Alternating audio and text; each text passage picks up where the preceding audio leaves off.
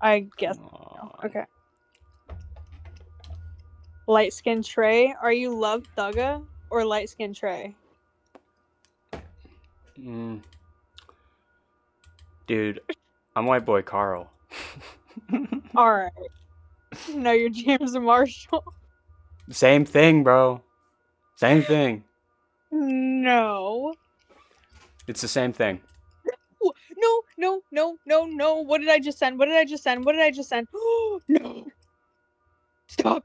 No. Delete. Please delete. Oh my god. What? I gotta block him. Oh no. What did you do? Oh, I accidentally DM'd this one guy I started following. Oh my goodness. Oh lord. No. Oh no. I didn't even click that on purpose. It should have gave me like a comfort. Like, are you sure you want to send this to him? Like, oh my god. That's your fault, girl. You had it coming. No. Why? It was just a roster.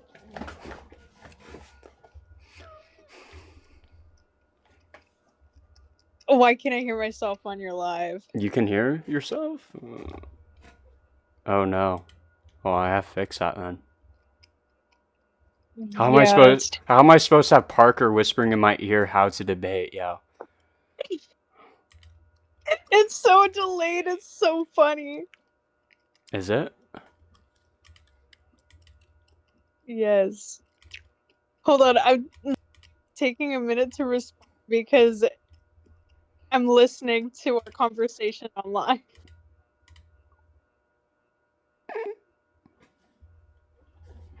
That's horrible. Just raise your hand. That's bad. Okay. I'm gonna have to leave the call though. Yeah, do that. Okay.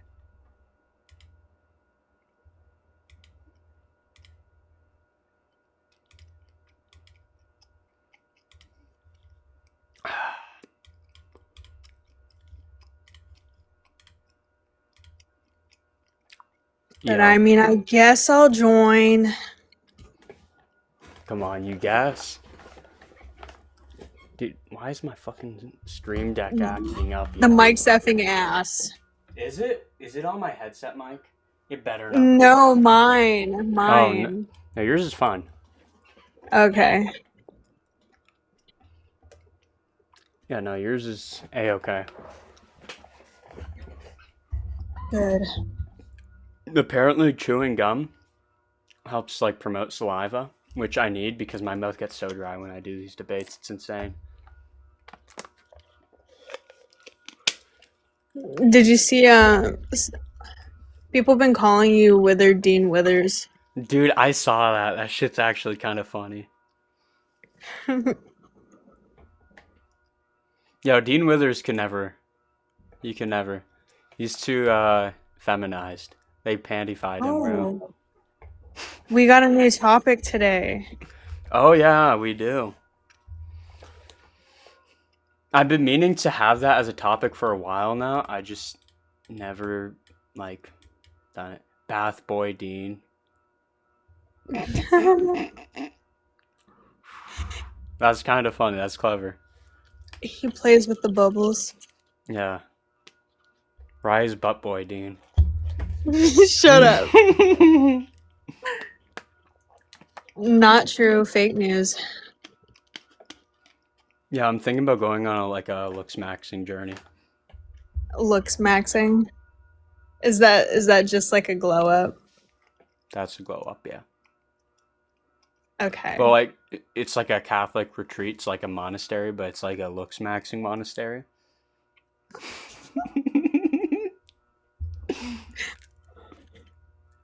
It's so stupid. Marriage is between man and woman. Why? Because 2 men and 2 women can't consummate a marriage, which is required to seal it. The correct answer is because Jesus said so. No, because I said Jesus so. Said so. No. Did he say so? Where in the Bible does it, like, clarify that? When did he say that? I don't know. I just know he said so. Dude, that's like the libtards who are like, yo, Jesus said love thy neighbor, so therefore I'm gonna just like bang a bunch of dudes. Right. Dude, Right. he said love my neighbor. My neighbor's a guy, therefore I gotta make love to him. Right. That's what he meant, right? Yeah, I Listen, the church near the local Buffalo Wild Wings told me so. Okay, they yeah. told me Oh my so. The one in Arkansas, the one true church. no, the Mormons told me that. Yeah, the I Mormons, man. was thinking about like instead of like I don't know. I saw a video today and it was talking about crystal Methodists. Yeah, what's up, Ape? What's up, guys? How are you? I'm good. How are you guys doing? I'm doing quite well. I wanted to talk about the second prompt, the marriages. Marriage. Yeah. Okay. Yeah. So what's your So I guess what? contention? All right. Well, why do you guys think that marriage is, or well, I guess I agree that marriage is between a man and a woman, but I think that it's not confined to that.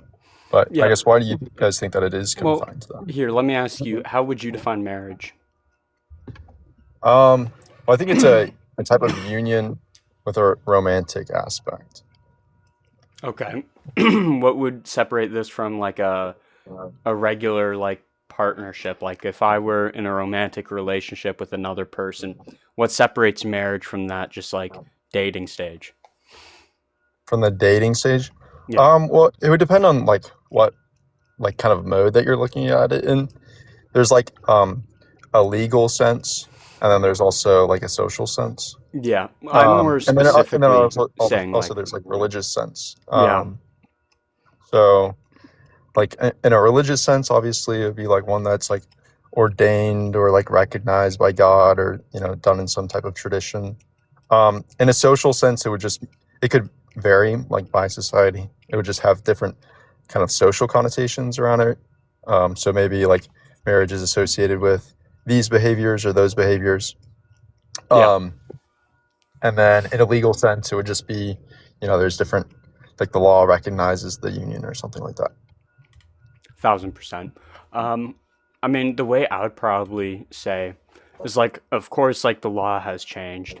The law now says, okay, well, technically we can recognize, other forms of marriage than besides the traditional sense that we know it as. But I more see that kind of like changing of definition of what marriage is to kind of be led to absurdities here. Now, when I think of marriage, what specifically separates this from the regular romantic union that we all go through dating stages, right?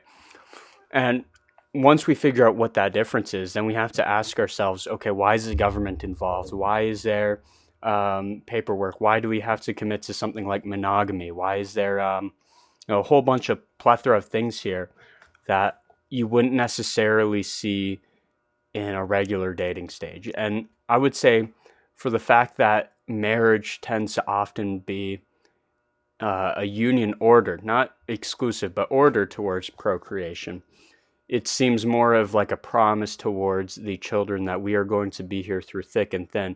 And this is the least intrusive way that the government can basically enforce, monogamy and, lack of infidelity and all these things. I'm not sure. I'm not sure if I would say that it's like the government enforcing it. I think that it's more so that the government kind of accommodates for the way that marriage behaves in a society. And so, yeah, I wouldn't say that it's kind of enforcing it, although it does appear that way. Well, I In the mean, United States with nowadays we enforcing don't monogamy or really whatever. have much enforcement, but like previously before no fault divorce, yeah, there was a sort of enforcement there. If you were caught cheating on your partner, there was repercussions for that. You would have to pay out of your pocket for the divorce. You would be at fault for it. Now that we don't necessarily have that and we can basically divorce for any reason whatsoever, marriage has kind of been degraded into just more of a symbolic thing more than actual union, right? Because now if you are a man and a woman, right, as a union, you have children, there was this phrase that we stick together for the children, right? That's kind of what marriage was, that union that we're going to basically be here regardless of our health, regardless of our financial situation, because it is best for our children and it is best for our society for our children to grow up with two parents in the household. And that's why I believe that marriage is between man and a woman, for the fact that women and men were able to consummate, right? Men and men can't consummate because they're both ordered towards insemination. Women and women can't because, well, they're both ordered towards gestation. Yeah, well, I don't know if it's always the case that it's better for, parents to stick together for their children. I think like typically, yeah, that's gonna be true. Like if you look at statistics on children with, divorced parents and children with parents that stay together, like typically the kids with parents that stay together, they're gonna have like better outcomes in different areas. But I think that there's going to be some scenarios where it's much better for the kids if the parents do get a divorce and live separately, because some people just shouldn't be married and shouldn't be raising children together. They have unhealthy relationships for each other, and that creates an unhealthy environment for kids. And while it's not like ideal, it might be the best possible scenario where the parents do get a divorce and live separately. And again, it's not ideal, but I think that there are some cases where it's going to be better than the environment that the two parents living together would create for the child. Okay, maybe, sure, but I feel like this is kind of like off of the conversation of what is like marriage for, what is this union for. And let me ask you, how would you define this purpose? Like, would you say that this is a symbolic thing? Would you say that there's an actual societal function for marriage? Like, how would you define it? Yeah, so I think I brought up like the different senses, and it's going to have a different function in each sense, right? So in a religious sense, it will have a function, and in a social sense, it will have a function. I think that the most relevant is probably, I guess the religious will probably inform the social. And so, you'll see that like marriage in Islamic societies will be, different, and that's because they're informed by, a different set of religious norms. In the let's say the Catholic Church, for example, they will not recognize a marriage unless it's also been done through the legal channels, right? They don't necessarily grant exclusive spiritual marriage. So when the law redefines marriage, this has implications on the religious view as well. And if the religious view has influence on the societal view, it becomes one big feedback loop. So we need to have like a stable definition for all three, I would say. A stable definition. Well, I just don't think that it's going to be possible for there to be, a working definition of marriage that's going to be compatible, like a legal definition that's going to be always compatible with the religious one, because obviously there's going to be disagreements when it comes to like I would disagree. I mean, we have legally be leaders. married or We have leaders who, let's say are faithful or whatever. These are people who vote, based off of their faith. If a leader is a Catholic, I would probably have a idea that he would probably be more likely to vote against like an abortion bill than for it, right? Now, he could use pragmatic reasonings, but his pragmatic reasonings could be rooted still in faith. yeah, I guess what I was trying to get at is that, there's going to be, like, for example, we can take like age. So the age at which, someone can be married is going to vary,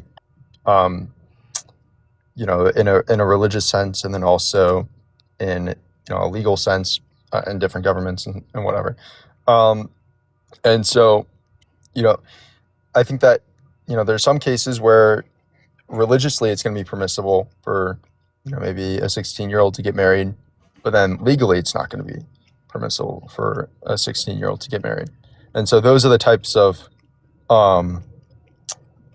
of things that I think it's just kind of like impossible to Well, I reconcile would against. say, but with the negative part where it's like the law restricts, right? That's not necessarily going to have too big of a conflict with religion, because if religion says, okay, we're going to allow, let's say 16-year-olds to marry, but the law says no, still everyone who gets married through the law will still be able to get married through the church, right? But when the law opens things up, and promising marriage to those who wouldn't be able to get married in the church, then there's an issue. So when it comes to the restrictive aspect, I don't think there's necessarily a problem, but with the opening aspect, I would. Well, I think that it is kind of an issue because there would be some marriages that are recognized in religious traditions or in a religious sense that are not recognized in a legal sense. So, for example, like say that there's a married couple that got married, when they're 16 and they moved like a month later to, the United States. Well, I don't think that they're going to be able to get a marriage certificate. The government's not going to be able to, or the government isn't going to recognize that marriage legally, right? But it is going to be recognized religiously. So that's just kind of one example where I think that they're going to be like irreconcilable, if that makes sense. I guess, but I wouldn't necessarily say this leads to the conclusion that it would be, any more than man and woman, though. Anymore. Yeah. I was just kind of going over how the different senses might not always be compatible with each other. So there's going to be some scenarios where people are married in one sense, not in another. Well, of course, I Married mean, in, the law right now, I would say, doesn't reflect something that's compatible with church teaching. right. And so you were saying that there has to be some type of system where, they're all working in harmony. Well, no, I say But I don't, it should be that way. I'm not saying that it will be that way, and I'm saying the church teaches that you have to have a marriage recognized under the law for it to also be recognized in the church. okay. That's kind of what I was saying. Okay, yeah, gotcha. Yeah, so I guess I don't see why in these other senses, like in a social sense or in a legal sense, why marriage should be limited to that scope where it's just between Well, man and it's woman, just because I because it's disagree with the definition of what you would probably define marriage as to being, right? I defined it as like a promissory. I would also probably give it another definition: is marriage is the union between man and woman and any children that may proceed from their union, right? So that would mean that children is not necessarily a requirement, but it is still an expected part of it, right? So, I mean, I would say there's a procreative aspect to marriage. Would you agree or disagree? in some marriages, yeah. But I don't But think it's in necessary. general, you would say there's no procreative aspect. It's just like, some marriages have kids, some don't, right? That's what you're saying? Yeah, some marriages Okay, do, but some you marriages wouldn't say don't. that it should be a part of the definition, the procreative aspect. Um, should it be a part of the definition? I don't think so. Or well, it depends on in what sense. In Okay. some senses, yeah, it could be. Like for example, if there's a society where, Well, I'm in a talking social like sense, not like a hypothetical, like this society that we live in the Western world. Would you say that there is a procreative aspect to marriage that warrants it to be in the definition? I don't think so necessarily in the definition. I think that you could say that it's strongly associated with procreation. But I don't think that that means that you would like define You it in don't you that don't way. have to procreate, right? But we can still say that procreation is a kind of a fact of marriage, right? Yeah. Okay. So yeah, I think that it's something that is associated with marriage, but I don't think that it's like a necessary component or something like that that we should like contain it or put to the definition is what I'm trying to say. Mm, well, I mean, I would have to disagree there. And let me ask you this: would you be opposed, let's say, two brothers marrying? would I be opposed to two brothers marrying? Yeah. Yeah, I think that that's weird. You say it's weird, but I would have like issue if we don't think that there's a like a procreative aspect to marriage or whatever. Why would we be opposed to family relations? Um, yeah, because, or well, it wouldn't have anything to do with the lacking of a procreative aspect, because obviously there are some family members that can procreate with each other. Yeah, Um, but I mean, if marriage has no procreative aspect of it, then you wouldn't have to worry about them reproducing with each other no more than you would have to worry about them when they weren't married. um, Wait, could you repeat that? Yeah, I wouldn't have to worry about them Yeah, procreating with each other if there's no it, procreative aspect. yeah. If marriage has no procreative aspect to it, then you would have no issue with members of the same family, even if they were able to procreate, from entering a marriage, right? Because well, there's no procreative aspect, so then you wouldn't have to worry about them procreating more than you would have to worry about them if they were just friends. Okay. So I guess what I'm trying to say is that the procreative, or well, there is a procreative aspect to marriage, but I'm just saying that it's not in the definition. So it's associated with it in the same way that like maybe sweating is associated with playing sports, but it's not within the definition of playing sports. Um, and so then another thing is that I'm not seeing how having this like procreative principle, like adding that to marriage, I'm not seeing how that gets us around like um, the family problem or like family getting married to Well, each other, if there's a because there's procreative, hold on, if there's a procreative aspect to marriage, and this marriage, this union is a promise toward children, right, for the betterment of them, then it would be wrong for a couple in a marriage who know that when they procreate, that their children will end up deformed, right? So we would know that incestual relations would be off the table.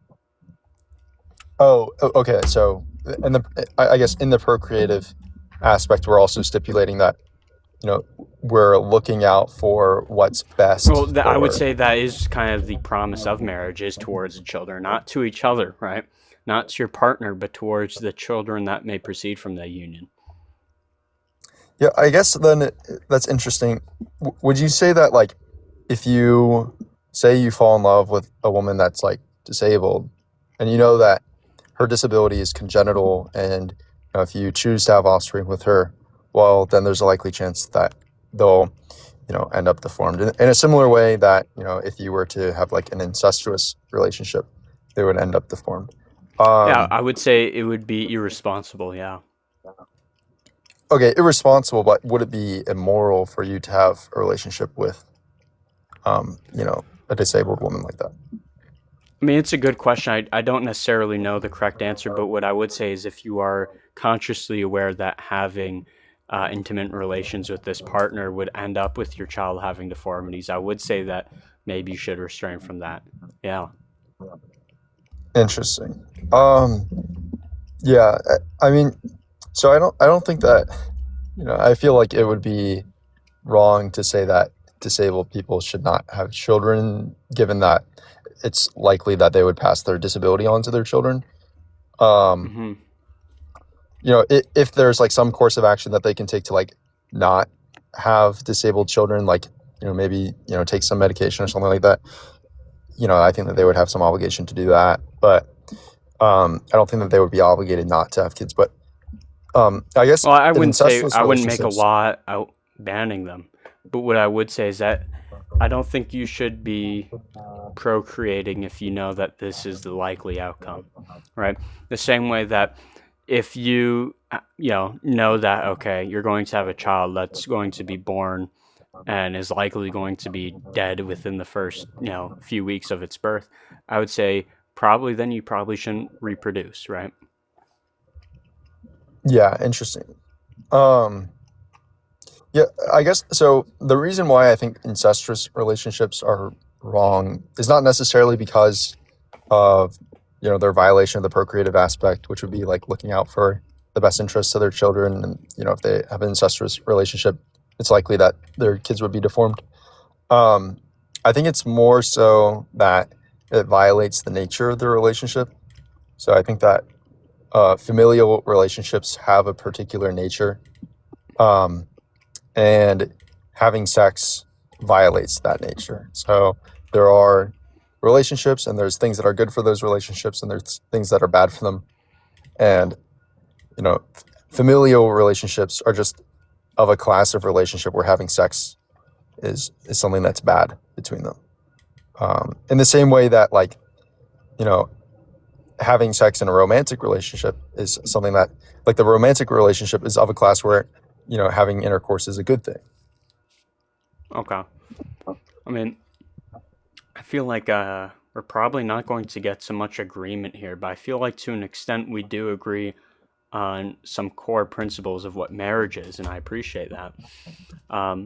Though, I don't mean to cut you off here, but we do have other people who have been chatting and do want to come up. But no, like I said, I totally appreciate you coming up. Maybe later if you're still here, you can raise your hand. I'll love to have you back up and continue our conversation. But I don't want to keep these people waiting here forever. I appreciate I'd like to hear some other conversations, but thanks for having me out. Of course. Later, man. Who wants to come up next? We have 3 people. If your hand is raised, just say me or whatever.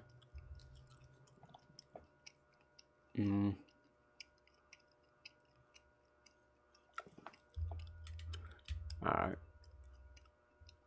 This person said me first. I'm sorry, everyone. We'll do it again shortly after.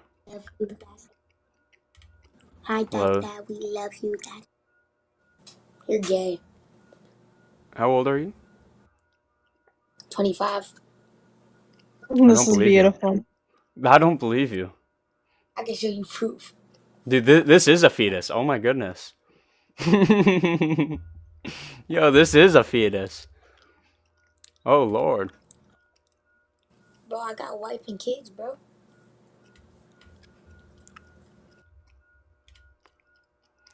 Alright.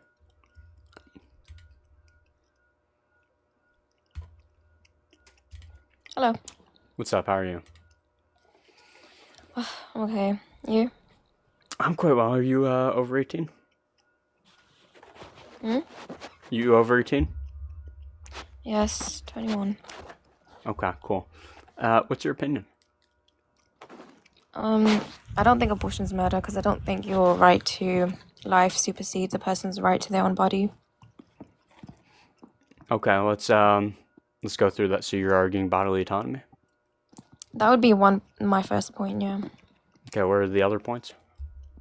My second point would be a person's justified in using lethal force to end the life of someone who's sufficiently harming them. But we'll go point by point. We'll talk about autonomy first, if that's okay. Okay. Is bodily autonomy an absolute? Nope. All right. And what examples would it not be absolute? Grape, I guess. Murder. That's not kind of what I'm asking. I'm asking, do you have the right to fully exercise your bodily autonomy as long as you're not harming anyone else?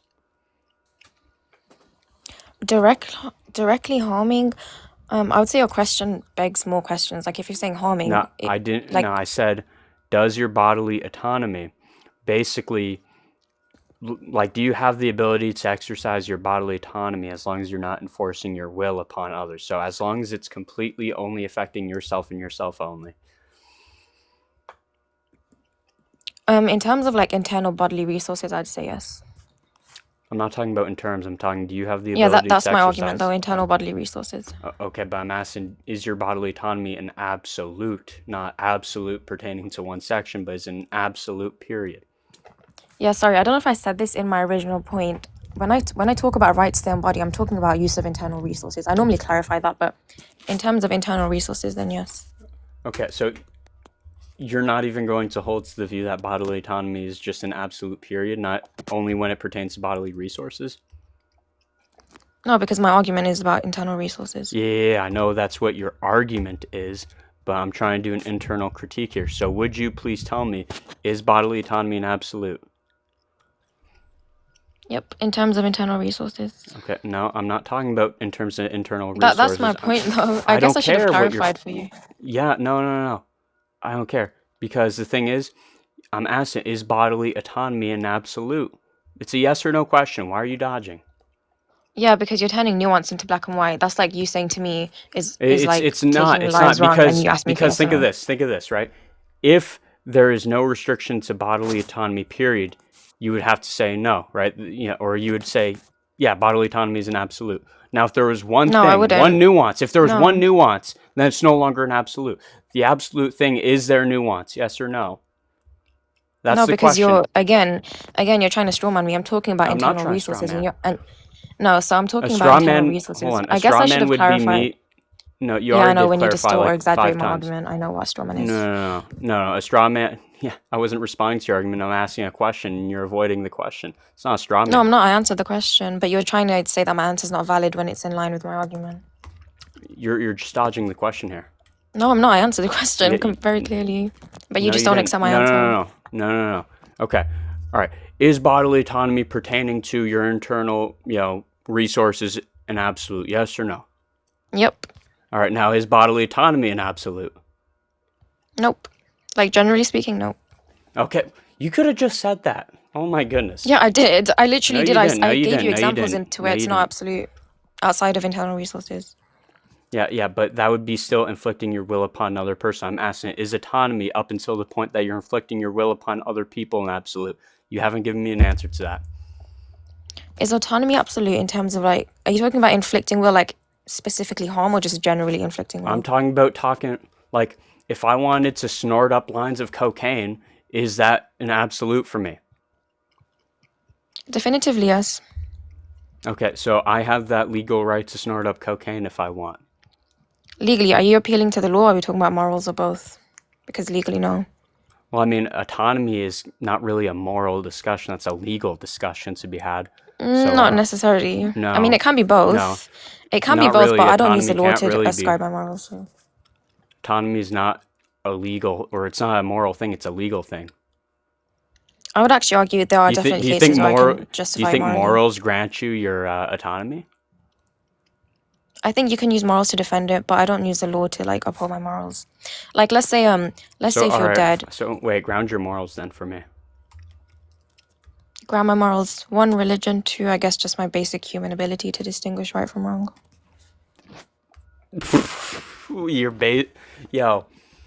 Oh my goodness. So Can you just say define it's morality? subjective. Yeah. Morality is the idea of knowing what is internally right and what is internally wrong. Yeah, exactly. That definition in and of itself, the fact that we're human and our rationality and morality is what separates us from non-human animals. I'd say Yeah. in that case, that reason would be sufficient to like be a justification. Yeah, so you are intuition pumping the idea that we all share the same, faculties of reasoning here. This is just low tier. No, I'm not. I acknowledge that there's some irrational and incompetent, immoral humans. Not what I'm saying at all. I'm saying we could be totally rational in our total state of mind, still look at two, same things, right? And still have two different perspectives and come to different conclusions, right? Yeah, I'm not denying that. What are you trying to disprove? That you can ground morals through your subjective view. It's not grounded if it's through a subjective view. It's not grounded through a subjective view. Okay, yeah, but would you not argue that a lot of people ground their morality in religion? Like, how else would you ground your morality? Yeah. No, see, that would be probably the only way to ground some sort of value claims. Yeah, so then by your own your logic's flawed. Everyone's morality would be subjective then. Almost. Not really. Almost everyone. Not even close. How would it be?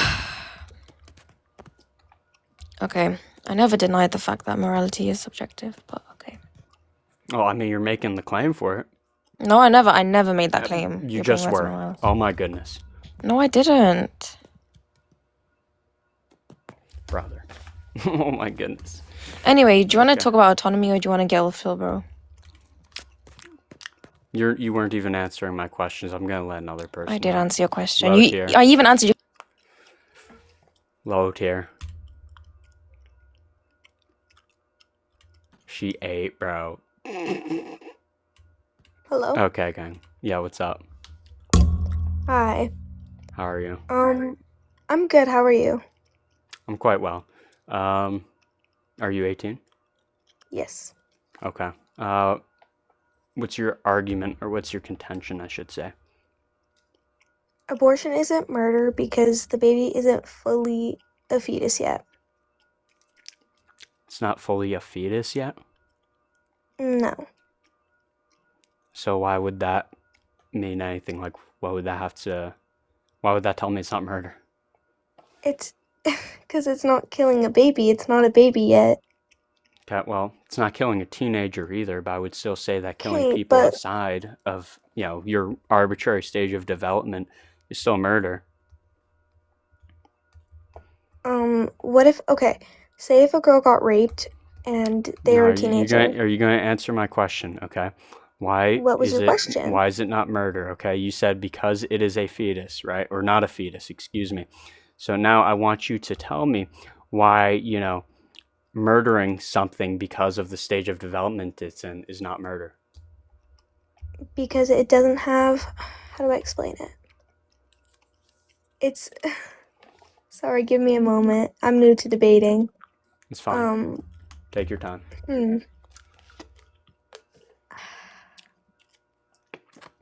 I'd say it's not murder because it's not like it's came out of the woman carrying it yet. So why would that change it? So, for example, if the mother already gave birth, right? This is going to sound like a weird example, but I want you to just think with me for a second. Suppose we put the baby back in for, let's say, 5 minutes. Within that 5 minutes, we decide to kill it. Is it still considered murder or no? It is because it already came out. Anything past. Okay. But you would I'm pretty agree sure that week nothing 22. biologically changed, like nothing physically about the, child, nothing in the brain has changed, nothing has changed at all from the moment it was born to 5 minutes later when we put it back in, right? Well, hold on. Have you ever had an abortion, sir? My girlfriend. No, she hasn't. Your girlfriend? But no. But I know people who have, yeah. And how far along were they? I'm not sure. I didn't get into the details with them. See, past week 22, that's not right. But if it's because that's when the fetus is getting more and more developed. But anytime under Isn't it that, getting more and more developed every day it goes through the process? I don't think so. You don't think so? You think at 2 weeks versus 2 weeks and 1 day that there has been no extra development done? Not even like a There little has bit? been development, but it's not like it has. It's not Okay, like so it's it kicking or developed. anything. Well, so what if it never kicked in the entire pregnancy? Would we be able to abort it late? I don't know. Do I look like someone who does abortions? No, but I mean, you're up here debating me Didn't about think abortion. so. I'm up here debating you because you're a man. You've never gotten one. Do you know if I'm a man? Well, you kind of look like one. I don't think so. I don't really have much facial hair. My skin's pretty smooth. I could be wearing makeup for all you know. Okay, so are you a woman? I am actually. Okay, have you had an abortion? No, but Have you done an abortion? No, have you? Maybe. You don't know that. Well, okay, that's fair. But can infertile women have opinions on abortion? They're still a woman. Okay, so am I. So let's have a conversation about it. Okay. So tell me, why is it that the baby has to be kicking before you can say, okay, maybe we shouldn't abort this? Well, I'm just saying that as an example. Anytime past 22 weeks is wrong in my opinion. Okay, but if it's a teenager, what at 22 weeks happens? Oh my god. After 22 weeks, then you should at least try to go through with the Okay, I'm not asking what should be pregnancy. done. What happens at 22 weeks that now makes this baby valuable before wasn't? What happens at 21 weeks and 6 days versus 22 weeks? What's the difference? Any time around that time range isn't right, in my opinion. Okay, but why? Why does your opinion arbitrarily land here? Why can't it be 1 week instead of 22 weeks? Why can't it be the full 9 months? Why 22 weeks specifically? Because, well, I'm just saying around that time range because that's when the baby actually starts to be more developed than if you got it, say, well, it's going to be more week. developed every day than yesterday. Why 22 weeks? That was kind of what I'm asking. This seems pretty arbitrary because at 22 weeks, it's more developed than 21 weeks and 6 days, right? At 23 weeks, it's more developed than 22 weeks. Why not just land on 23 weeks? Why not land out 9 months? Why not land on 21 years? Why 22 weeks? Because at 9 months, it's actually a baby. Okay, Anytime yeah, before so 22 weeks, developed it's still more, right? 22 weeks is more developed than yesterday. 1 week, it's more developed than yesterday. So why just 22 weeks yapping at this specifically? point. But you're just saying, well, I think 22 weeks. But you haven't told me what happens at 22 weeks besides that, hey, it's more developed than it was.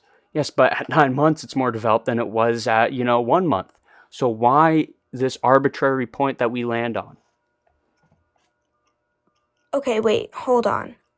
If it was a teenager or a teenage girl who has been SA'd, You're do you not think it's answering the right for her question. to get an Stop trying abortion? to avoid the question. Answer the question. Repeat the question. Why at 22 weeks specifically? You haven't given me an answer to that. I'm more than, fine with answering your essay hypothetical as long as you answer my question here. What happens at 22 weeks that doesn't happen anywhere else in the pregnancy? It's harmful for the mother.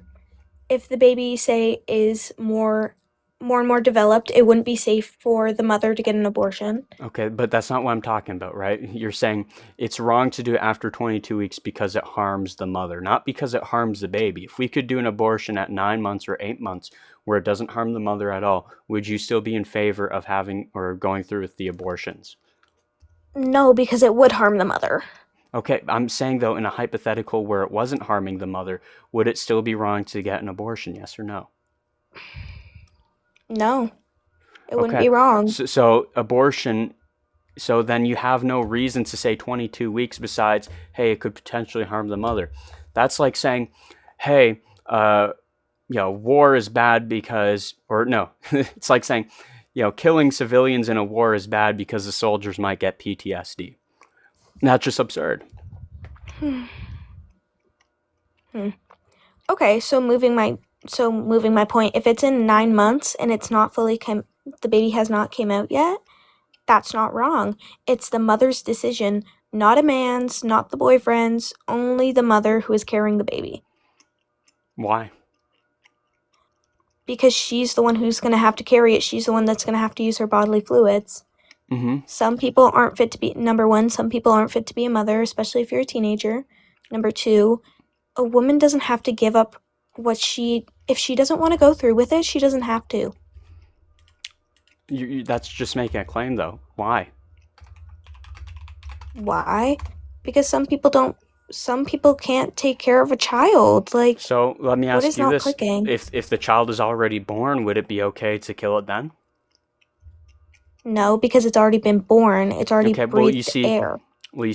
that's where we disagree. I believe that you are valuable at conception, not at birth. At birth, from what I can tell, you are just moving the child from inside to outside of a room, basically, from inside the womb to outside. Nothing about the baby has changed, and I don't think nothing about its value has changed. It's that conception, when it becomes its own unified organism with its own DNA, when it starts exhibiting homeostasis, is when it gains value in my books. And I will give you can have your own opinions. I have my own. I'm trying to tell you that in my opinion, it's not murder. It's not murder unless if it came out of the woman, okay? Until it breathes air is when I believe that it has became life. Okay, well, let's say this baby is born, right? For like a minute, it's not breathing, and within that minute, we put it back in. Is it murder? Yes or no? Well, it would be murder. It's already came out of the womb. So then it has nothing to do with breathing. Okay, then let's just say It's it came out about of the inside womb to outside. So can you tell me why birth? What happens at birth that's so important? because it has came out of the womb. Yeah, you're telling me what happened, but I'm asking why is that important? My God. Because it's not inside the mother. The mother's not taking care of, not using her bodily fluids inside of it. Like, it's not inside of her and she's not using her bodily fluids. Okay, but when we put the baby back in, it is. If it's still connected to the umbilical cord, it is. But you said it would be murder if we kill it after, we take it out of the womb, right? You're just kind of to the confusing umbilical me right cord. now. Well, I mean, think of this, right? A baby receives its nutrients through the umbilical cord, right? This is like a tube, right? When we take the baby out, it's still connected. Doctors usually need to snip it. But before then, if we put it back in, it's still using the mother's nutrients. It's still, taking in all of this stuff from the mother. And thank you for the heart. But yeah, so it takes nutrients, so we put it back in. It's still requiring stuff from the mother. You say it is murder if we kill it then. Why? It's murder because it has already came out. What are you not understanding? But Can you you're please just explain what making you a are claim. You're just, all right, that's like me saying, it is wrong to do such thing because such thing is such thing. That's not an answer to a question. You're not explaining anything to me. You're just describing what happens, right? I don't see any sort of value in birth. That means absolutely nothing to me because from what I can tell you, from what I can see, birth is just taking the baby from inside to outside the womb. Nothing about the biology has changed. Nothing about how it will interact changes. It's just a thing that happens, right? But you haven't told me why that is valuable. Can we move on to my next claim while I think about this? Not okay. If a teenage girl is essayed and raped and they became pregnant, do you think it's right to get an abortion? Can you tell me what would happen if she didn't get an abortion? If she didn't, she'd go through with the pregnancy. Let's just say that the girl is around, I don't know, let's say 12, 14, and 13. Like around that kind of age range, right? Okay. Are you picking up? If they go through with this pregnancy, there's big possibilities that she can pass away. It can harm her. Maybe she's not fit to be a mother. Or she can't get the baby into an adoption agency because it's very hard to. And if she gets that abortion, she doesn't have to deal with that. She doesn't have to deal with carrying the baby, the stress of it, her using her bodily fluids. Okay. Yeah, so I grant life of the mother. If the life of the mother is at risk, I say, yeah, an abortion can be permitted. I'm not an abolitionist. I'm pro-life. I really wish you could change your mind right now. Life would be so much better. Well, if you could give me a convincing argument for why abortion should be permissible besides appeal to emotions, besides just telling me what birth is and telling me why birth is valuable, then, I'm all ears, right? I'm not a closed book. You can convince me, right?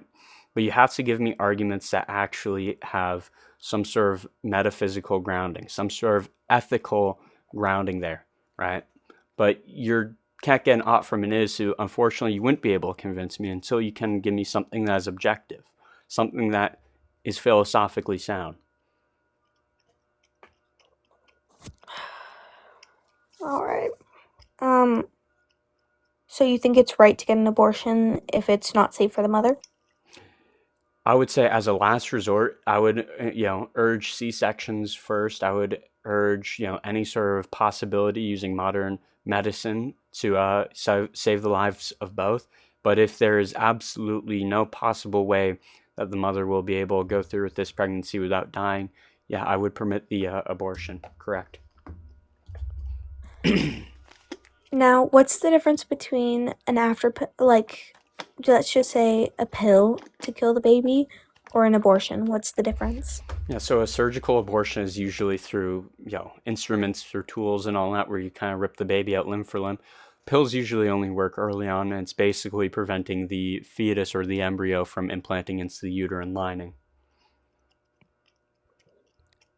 Well, the way that an abortion works, you see the picture up on your right Yep. there? Yeah. When you have an abortion, it doesn't look like that. Depends on how far in the stages you are. If you take like a surgical abortion, yeah, it would.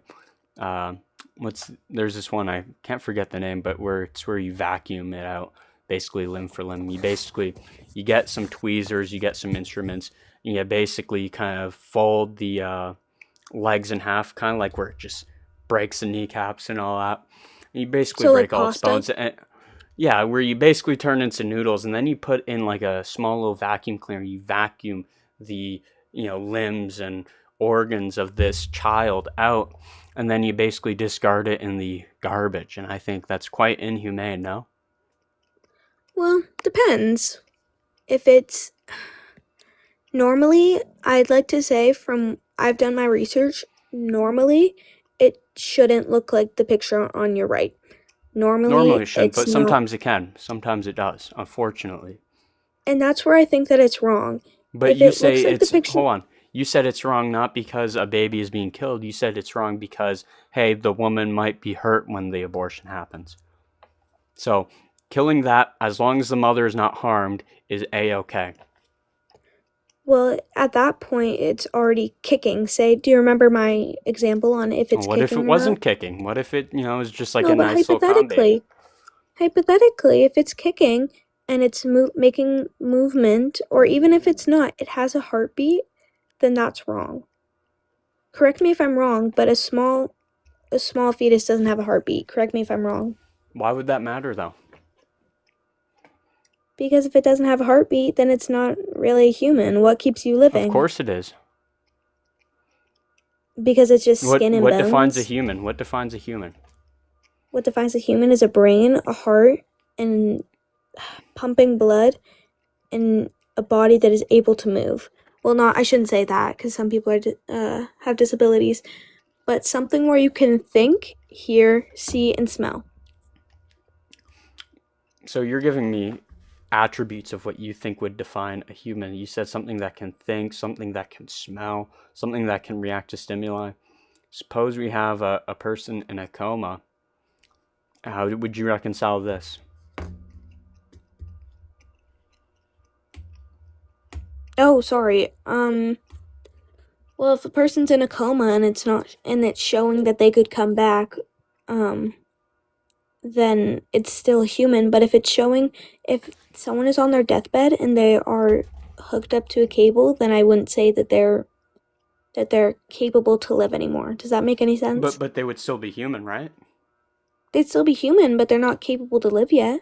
Or Doesn't still, really my matter. bad. The question is, are they still human, right? They're still You human, said sure. in the case of a coma, we can check if their consciousness will, be presented in the future. Will they gain consciousness back? A fetus, this is going to sound crazy, but when they're conceived, in 9 months they'll come back. They'll get their consciousness. They'll be alive. Yes, They'll but be able to think. at the time that you are able to get an abortion, it doesn't have a consciousness yet. Sorry. Yeah, but neither would the person in the coma. Well, the person in the coma, if it's showing signs that it can come back to life, then that's different. Yeah, well, let's say the signs say, okay, we'll come back in 9 months. It was already human first. Like it already came out, so I'd say that it's still human. Well, you haven't told me why birth is so important, so I'm just going to deny that being, of any moral significance. Thanks. When it comes out, that's when I'd assume that they gain their consciousness. Well, that's At not birth, necessarily it's when true. they gain their consciousness, in my opinion. Well, that's not necessarily true. So can you substantiate consciousness for me? Consciousness, something where you can think. Where you can think, you can make your own decisions. So can you prove, let's say that I have like a consciousness?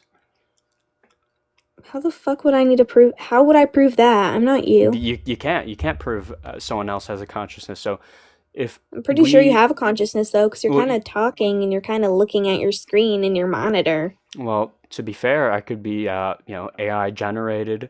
My voice could be just a AI clone. You would have no idea, so you can't necessarily prove consciousness, right? We take it for granted that we know that everyone has a consciousness around us, right? So when we were talking about abortion, we're presuming that we even know that this thing is for true, right? For fact.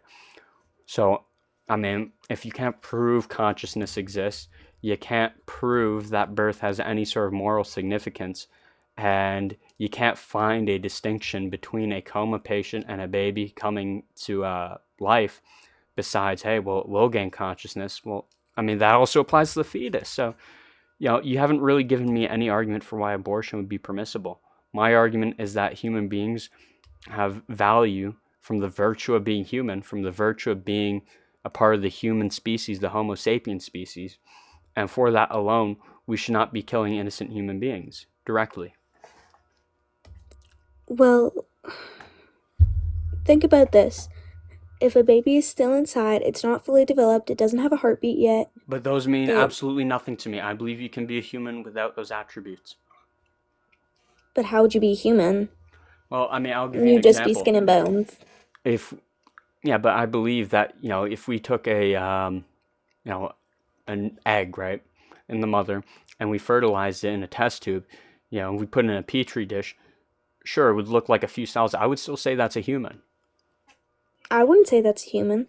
Well, I mean, you can disagree, but I mean, if we did a DNA test, we would see, okay, it has human DNA, it's planning to grow, this has a telos, and It's planning to grow, but it hasn't grown yet. That's my point. Doesn't necessarily matter. I say from the virtue of being human, from the virtue of being a part of the biological species. If we can do a DNA test on you and it shows that you are living and you have human DNA, I believe that you are valuable. Can I ask you something? Yeah. Do you watch Dean Withers? No. I suggest you should go and watch. No, Maybe he's it not will that change your smart. mind. Huh? He's not that smart. Neither are you. Well, no, he doesn't have any philosophical cases. So, no, I wouldn't say he's that smart of a person. I mean, I ground my things in metaphysics and all that. He kind of just uses rhetoric. Do you support Donald Trump? I'm not American. You're not American? Okay. But I But would would say you? Would I? No, I don't think he does enough at the border. I think he needs to ramp up the deportations. I think he supports Israel too much. I think he does a lot of things that aren't extreme enough. Can I also ask you why you think abortion is murder? Yeah, because I believe that murdering innocent human beings defined as anything part of the Homo sapiens species, is considered murder.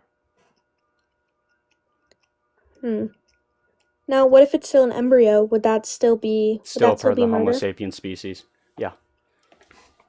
But it hasn't formed its own body yet. Doesn't matter. Still part of the Homo sapiens species. Okay. Where have you gotten this opinion from? From reading. Did you grow up or did you do your own research? Like, did I you did grow my up own with research. people? I have Did your own research? Yeah, I have an e-reader right here. I read all my books on here. I've learned quite a bit. So definitely wasn't a view instilled. My parents are pro-choice. My parents have had I think an I'd abortion. be friends with your parents. I think I agree. I don't. with I you. don't think think so. I- I don't think they would. They really do like Donald Trump. Well, that takes off a point for sure, but maybe they have a brain. Maybe they have a consciousness to understand why Well, I abortion mean, you isn't can't murder. prove that. You can't prove that. No, they think it's murder. They just don't care. Oh, they just don't care? See, No, I don't think it really I disagree with matters them on unless that. They are actually pro-forced abortion. I don't know. They're kind of crazy. They're atheists. So, but I don't necessarily believe that you're over 18. So I'm going to put you down. I'm not over 18, bro. You should have asked what year I was did born ask in. you. Well, I mean, if you're going to tell me that you're over 18 and then lie, why would I ask you about when you were born, supposing that you probably just lie about that as well? Yeah, right. You there still? Yep. You want to debate someone? Oh, I can't. Did you get fried? Yeah. I'm debating in the chat though. I'll just take like really long. I'll start slurring a little bit. Hello? Hold on. What's up? Hi. How are you? I'm good. How are you? I'm quite well. Good. What's your contention? Why do you think marriage is only between a man and a woman? Because I believe that men and women can't consummate a marriage together. Why? Well, because in order to consummate, you have to engage in the unity, right, of what's known as one flesh. That's where the saying comes from, the consummation. And one flesh is engaging in a union that has one biological function. So, for example, the reason why a man and a man can't consummate is because they can't form a union together that has one biological function, right? When a man and a woman come together, they're engaging in such union where both body parts have some sort of biological complementariness to them. So, Are you talking about having a baby? No, not necessarily, but engaging in the act that tends to result in babies, yeah. Mm. But what if they don't want to have a baby? Well, of course they can't, but Well, and yeah, so if a man and a woman engage in the consummation and do not get pregnant, their marriage would still be consummated because they're engaging in an act towards children. So, for example, if I were playing baseball, right, I could lose every single game in a row, right? But that doesn't mean I'm still not playing baseball, right? You can have these two partners who engage in the consummation and still never reach that end goal of fertility, but they're still engaging in a way ordered towards it. So for that fact alone, they're still consummating their marriage. can you give me the definition of consummating, please? Yeah, hold on, let me pull it up for you. Consummating.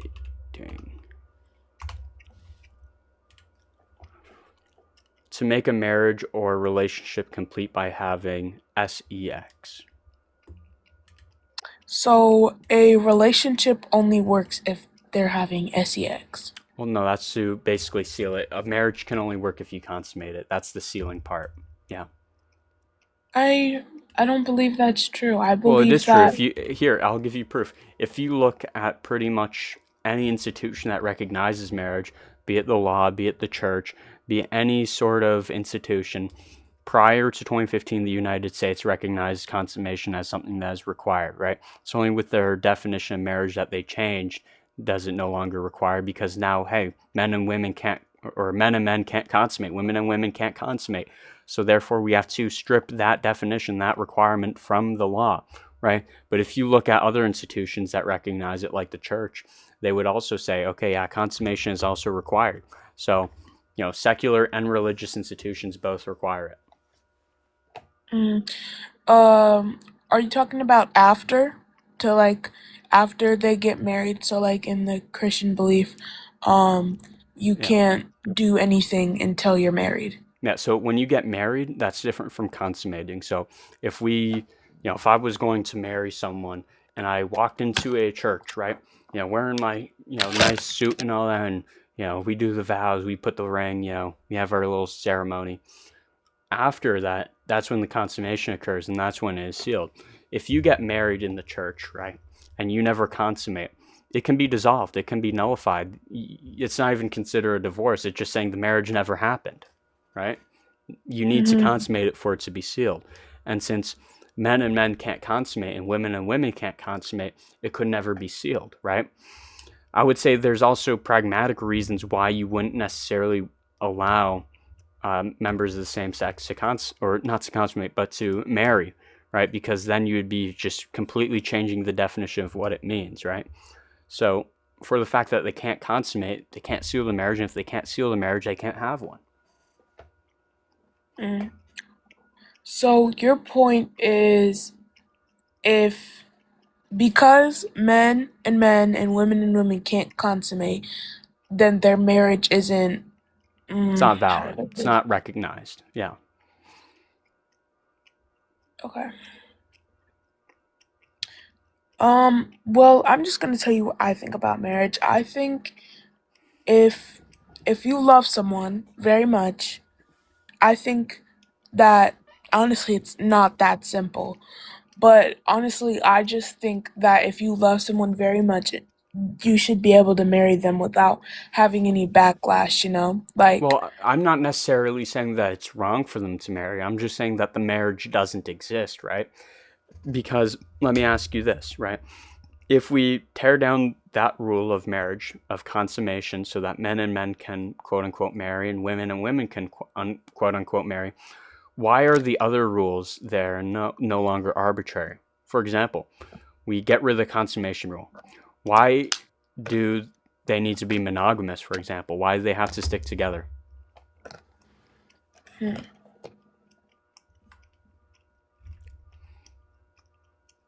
I don't know, actually. Okay. Well, I appreciate you being honest.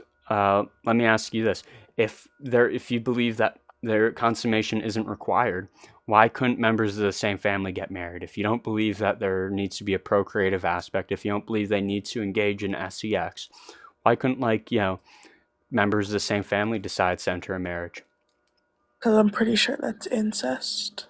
Well, it's incest if they engage in sex, but if we took away the consummation rule for a marriage so that gay people could get together, why couldn't brothers, enter a marriage? They don't have to engage in sexual relations. They just say, hey, let's just enter this union. Let's enter this legal contract.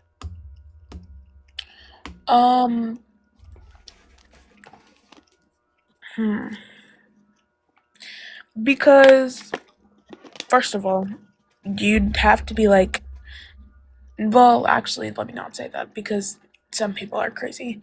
But, I appreciate your honesty.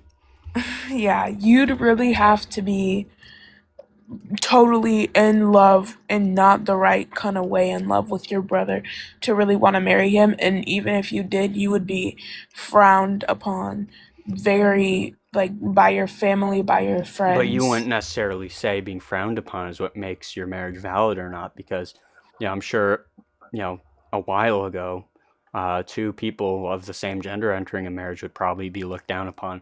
But, I mean, I don't think you would say that would be wrong, though, right? No. So, I feel like the rules you try to attribute that says, okay, we're going to allow, quote unquote, homosexual marriage, would also open the door to other absurdities, because if the rules of marriage are not arbitrary, like consummation, like monogamy, hopefully being similar in age and all that, and having a procreative aspect, then, marriage is the way it's always been, right? It's the way it always looked. But once we start removing rules like consummation, then we have to ask ourselves, okay, if these rules have always been arbitrary and we can just remove them, then why do they even need to stick together? Why do we not allow partners to cheat on each other? Why don't we allow them to live in completely different countries? Why is there any sort of rules whatsoever? Why do they have to stick together forever? Why do they have to have a legal divorce? Why can't they just get up and say, hey, I don't want to be with you anymore? And she's gone. But, I appreciate her coming up.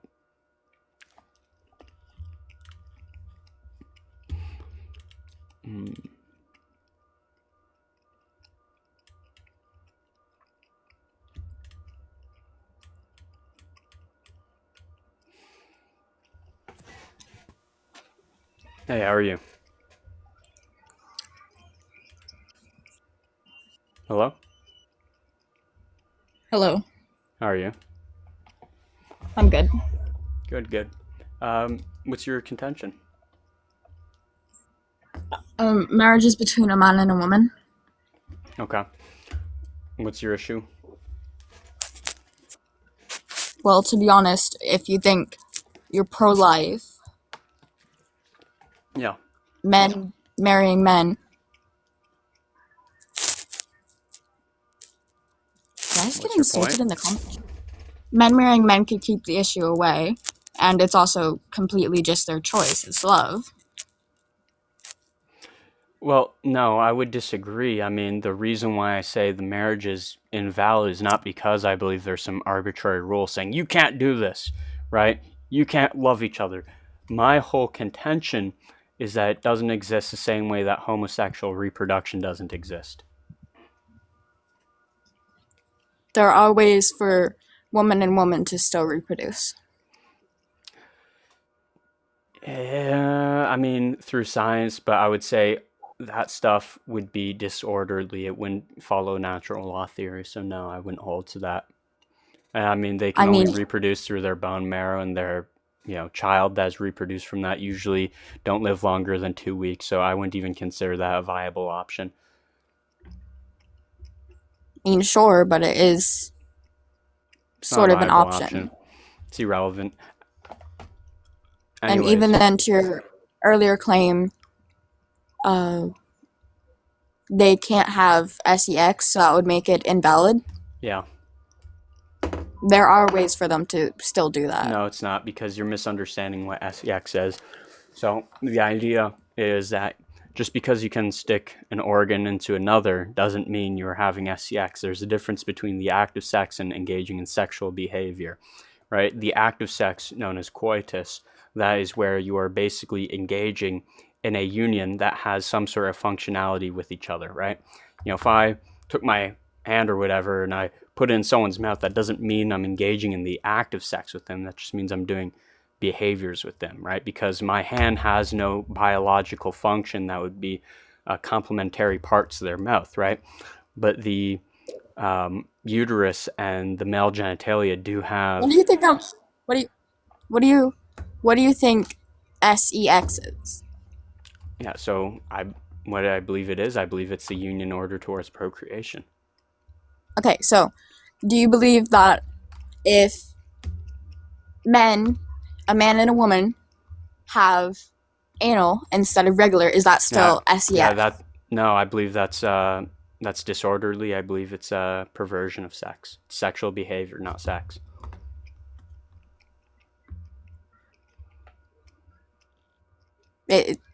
Okay. So, hold up, bro. Okay, and for women, there are ways. No, there isn't. Yeah. All right, describe me one of the ways. Well, first things first, there are ways to get pregnant. There are ways to still do it. Okay, yeah, but like I said, just because you can stick one organ into another doesn't mean that they're complementary organs that operate as one biological function, right? Sticking your fingers in there is not you having sex with them. That is you committing sexual behavior with them. I don't think you quite understand what I'm talking about.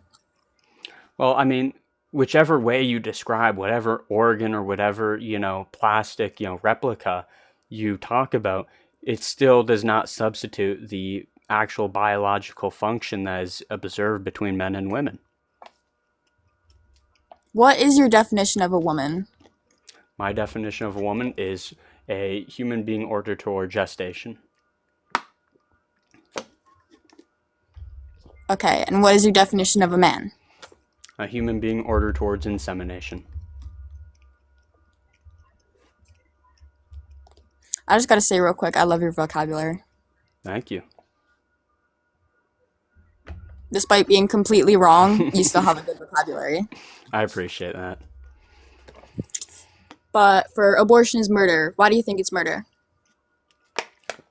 Because this is kind of I kind of want to explain it to you, just kind of try to understand where I'm coming from here.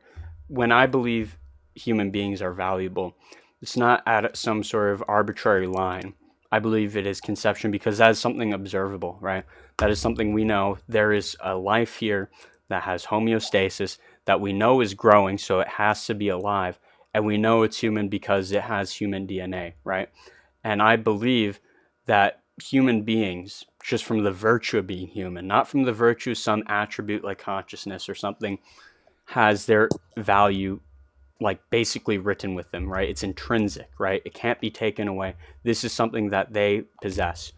And I believe that because they had no choice to be brought into this world and they haven't committed any wrongdoing or harm or anything, they are completely innocent byproducts of the choices of the mother and the father. And therefore, I don't think we should be going out and killing them. There are also innocent children out of the womb. Yeah, and I don't think anyone should be killing them either. Okay, that's a good point. Okay, so how much have you put to saving those children? Money? No, what? Have you stood up for it? Have you talked about it? Have you raised awareness? Have you done Absolutely. anything? I have friends who are in foster care, and I absolutely would advocate for reformations there. Yeah, absolutely. I'm not just talking about foster care. I'm talking about children in settings where they can't get access to food or water. They're still Well, dying there I think that's completely unfortunate. Um, but I don't necessarily see how this is related to this conversation, though. because it's still a human outside of the womb.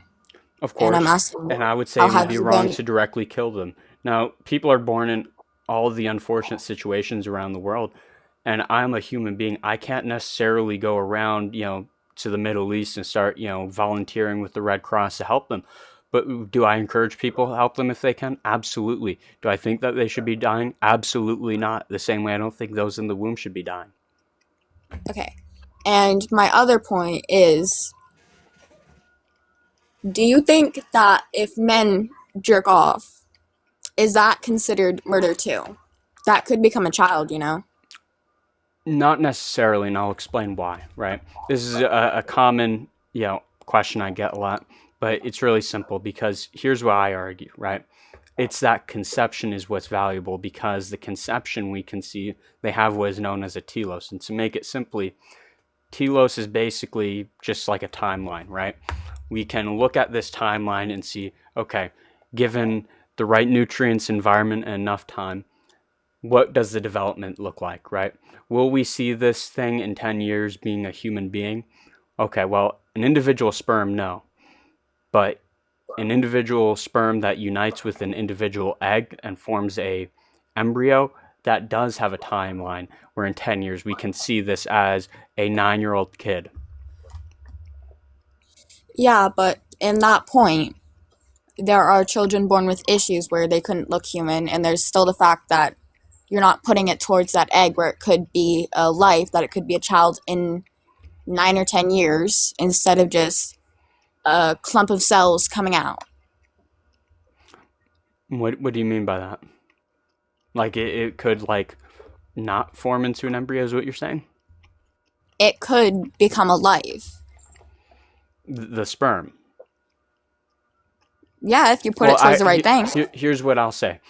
I say it is wrong for men to jerk off, not because it is murder, but because I believe that is just a moral failure, right? But when it comes to murder, it would not fall into the definition of it because you have not created an individual human organism. The organism part is very important, right?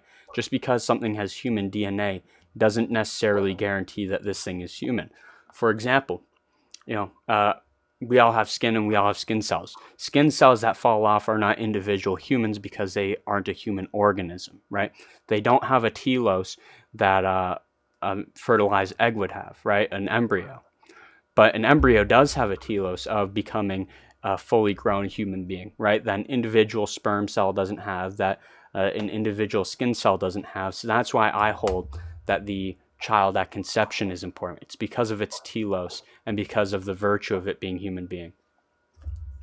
Could you repeat that with the just because it has the human cells doesn't mean it could become a human? Yeah, so like for example, my skin cells, right? If these fall on the floor, right? We shed skin cells all the time. It has human DNA, but we wouldn't necessarily call it an individual human, right? The same way we wouldn't see an individual sperm cell. That's not what you said. That's not what you said. You said you were talking about the insemination process. Just because it has the human cells does not mean it could become a human. Yeah, but if it is a human organism, it can. There's a difference. A human organism. Originally, however, with your original point, you called the child, quote unquote, a human cell. No, I called it an organism, a human organism. I've been in this debate for a while. I have too, and I have it all on record.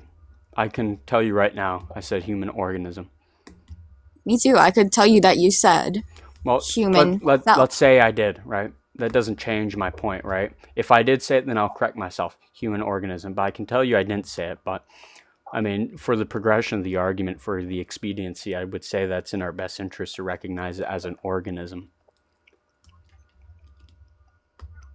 There are other organisms like parasites and germs. Do you want to get rid of those too? Do you kill bugs?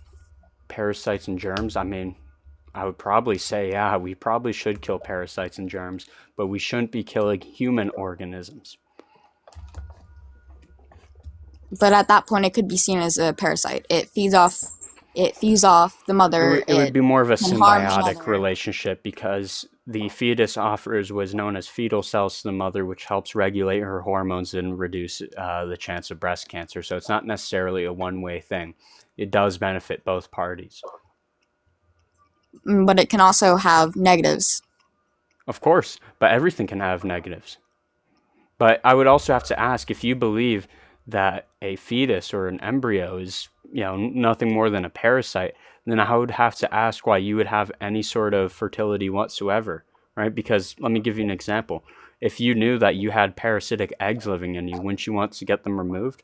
Why not get your ovaries carved out or something? Yeah, sure. That's why I'd get rid of my baby. Well, I mean, if you knew that you had parasitic eggs in you, wouldn't you want to get rid of the eggs before they form into a parasite? Yeah. So then why not get your ovaries removed? Because it's my choice. You could also get the organs and... Well, that wouldn't necessarily make sense. You said, okay, it's my choice. I'm going to wait for the parasite to form before I remove my, parasitic eggs in there. I'm sharing the same argument with the surgical removal. There's a way for men to also do it. It shouldn't just be me who would contribute to it. It should be the man too. So say the man if the men don't think it's a parasite, then I don't think they would have to do it, right? As well as the men aren't gestating, so the men don't have to worry because they don't believe that there's anything parasitic growing inside them. But if you are a woman and you say, this is a parasitic thing growing in me, it would just naturally make sense that you would want to take care of the root problem instead of finding, solutions or cures for this parasite that you have already agreed to having, right? The idea is that there are solutions and cures. There are many ways for there to be a solution and cure. You could One get of them rid of being your abortion. ovaries. Well, no, that's hold on. There are some cases where you don't know that you have a parasite. That's an issue. The parasite could be born. You want to get rid of the parasite, right? Then that would be killing a life. No, apparently. Hold on. Wouldn't you want to get rid of the parasitic eggs before you get rid of the parasite? But imagine if you don't know about the parasite. Imagine if you just find out one day, oh, wait, I have this. But I don't want this. I don't want this. I have to get rid of it. Every woman assumes until otherwise that they have some level of fertility. And if you believe that that fertility will only grant some sort of parasite inside of you, then you know that you have these parasitic eggs. So why not get them removed? Not everybody expects to get pregnant after sex, and But people would expect that they have some level of fertility, and that fertility, it would just be synonymous with parasitic eggs. Okay, I'm gonna bring up a couple things right now. Would you agree? Yes or no? Hold on. Just answer these questions, right? If a fetus you believe is analogous to a parasite, then it must follow that your ovaries, your egg, is basically parasitic eggs. Yes or no? I mean, sure, but do you think a child should get their ovaries removed? Now, let me ask you this, right? If you find out tomorrow you have tapeworm eggs in your stomach, would you want them removed, or would you say, let's wait for the tapeworms to start growing? I'd say sure, removed, but I'm trying to bring up good points here. Well, of course, but I'm making a very good point too. So if you say, okay, this is a parasitic egg, we would rather remove the egg before the parasite forms, and you believe ovaries would only provide parasitic eggs in your body, why not have your ovaries removed before you have sex? What age do you think the ovaries should be removed? When the person feels like it's necessary for them, before they have sex.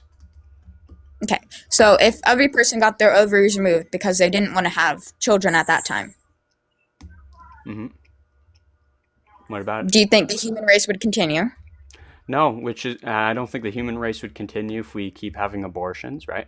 I don't think the human race. Yes, but there are people who don't have abortions. That's my point. Yeah, and there are people who don't. Every woman had to get her ovaries removed. Well, I never said every woman. I said if you believe it's parasitic. Not every woman thinks it's a parasite, right? A lot of women actually cherish their babies. There's chance in every woman's life where she's like, I don't want to have kids, but I want to interact in that area. If they have that surgery because they want to have that experience, but Well, they can't well, I would have say, children later on. They I would mean, have to. there are ways of engaging down there without it, but I would also say that we need to have some sort of responsibility for what we do. When we have accidents like forming children, we don't kill them.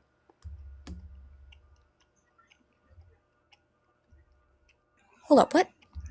Yeah, there could be safety used, but then again, there are men persistent. Yeah. Well, I would say that if you are like, if you go gambling, right, and you lose a lot of money, you can't say, well, I didn't consent to losing this money. Well, of course you did. You went to the casino and you bet all your money on blackjack, right? If you start playing stupid games, you're going to win stupid prizes. If you engage in the act of reproduction, don't be surprised when you reproduce a baby. You're basically repeating the same thing. I've told you that there are things that could happen as side effects as these ways. But Are what do you you mean? Christian? Yeah? I feel like you secretly have some issues. Anyways, Like what issues? there What are are. you talking about? That's not nice to say. I mean, everybody has issues, to be honest. That's true, but like, I But don't there even really know what are that men means. Sounds who like don't you want to do. use safety. There Men. are women who don't want to get their ovaries removed. There are men who don't want to So get then a let's vasectomy. all agree and let's just not have sex. Yeah, and that would get rid of the human race. Even Well, though some no, people would no. Let's portray that. keep sex for marriage, and let's not go around, being promiscuous. Let's not go around, going to the club every night, getting drunk, and going home with some strange guy, and fucking. Let's not do that, okay? You can't stop it. I can't stop it, but what I can say is that it's immoral, right? I can't stop people from jerking off, but I would say, hey, it's probably best to put down the porn. It's probably Okay, hold best up. to Listen to me. leave your chicken Have alone. you ever in your life had sex? I'm waiting for marriage. That just answered a ton of fucking questions. How did that answer? What question that answered? That answered the question that no, I didn't have You sex don't before. know what it's like. There are people who can perhaps have things that happen to them further on, like perhaps say you're raped or you have it once and you're like, Absolutely, wow, I and want to have this more it's horrific. times. It's horrific, right? But the I just thing told you two is, possibilities. So only focus on one. 99% of abortions are elective, not due to rape. 1% still matters. That would have to keep abortions around. Yeah, well, no, absolutely not. If, for example, 1% of people convicted for murder actually had a good justification for it, we're not going to suddenly start legalizing murder because, hey, well, the 1% of people actually were justified in doing so. I'm talking about keeping the abortion around. If Yeah. 1% of murder victims Not victims, suspects. suspects had done it for a good reason, the thing that would stay around isn't the legalization of murder. It would be the legalization of doing it for a good reason, like Okay, self-defense, so which then is you know a what? good Here, reason. I'll And self-defense is extend an legalized, olive branch to you. and they would Here. keep the death Here. sentence. I think we can come to some sort of agreement here. I think this is a good common ground. All right. We get rid of it for people who are acting promiscuous, people who just get drunk and just fucking end up having children, right? We ban abortion for them, right? So these innocent children don't get, caught in the crossfire. But we keep it there for, let's say, women who are raped and women who might have health issues. Would you be willing to agree with me on that? Sure, I guess. All right. But there's still a case. Well, yeah, there's still the cases where people will be acting promiscuous. There will still be cases Yes, but do where you people understand what illegally pro-life get fights it. for? Yeah, James, do you understand what pro-life fights for and what women Yeah, already have to I'm go to pro-life. get abortions? Well, they shouldn't be getting abortions. There are women who Did you just completely forget our earlier point? Okay, Yeah, so what do you 99% think should of happen to the abortion should children not. who are unwanted? What do you think should happen to the children who are unwanted after birth? We should have systems there like foster care. We should have adoption available. We should have communities around them. Do you want to But- adopt? Huh? I would Do you consider want it to at adopt? some point, maybe, but regardless if I do or not, I can still have moral opinions. Same way I can say, hey, the war going on in the Middle East is bad, but I don't have to become a representative of the Western world to basically end it. I don't have to become a politician, right? From what I've heard from every person that I know, they wouldn't look to adopt. You know why? Because they'd rather have their own child. So think maybe one time you have that accident, like where you're like, oh man, I got so drunk that night and I did it. Well, I wouldn't be doing what that. am I I supposed don't to do drink. now? I'm pregnant. And you put into the adoption system. There's a child there who's never going to get adopted. And it sucks, but that's not an abortion issue. That's an issue of the adoption agency. We can just, fund it more. I'll stand beside you and say, hey, we need to improve this. That's not an abortion issue. I would say even in places where adoption isn't even a feasible option, abortion would be still impermissible.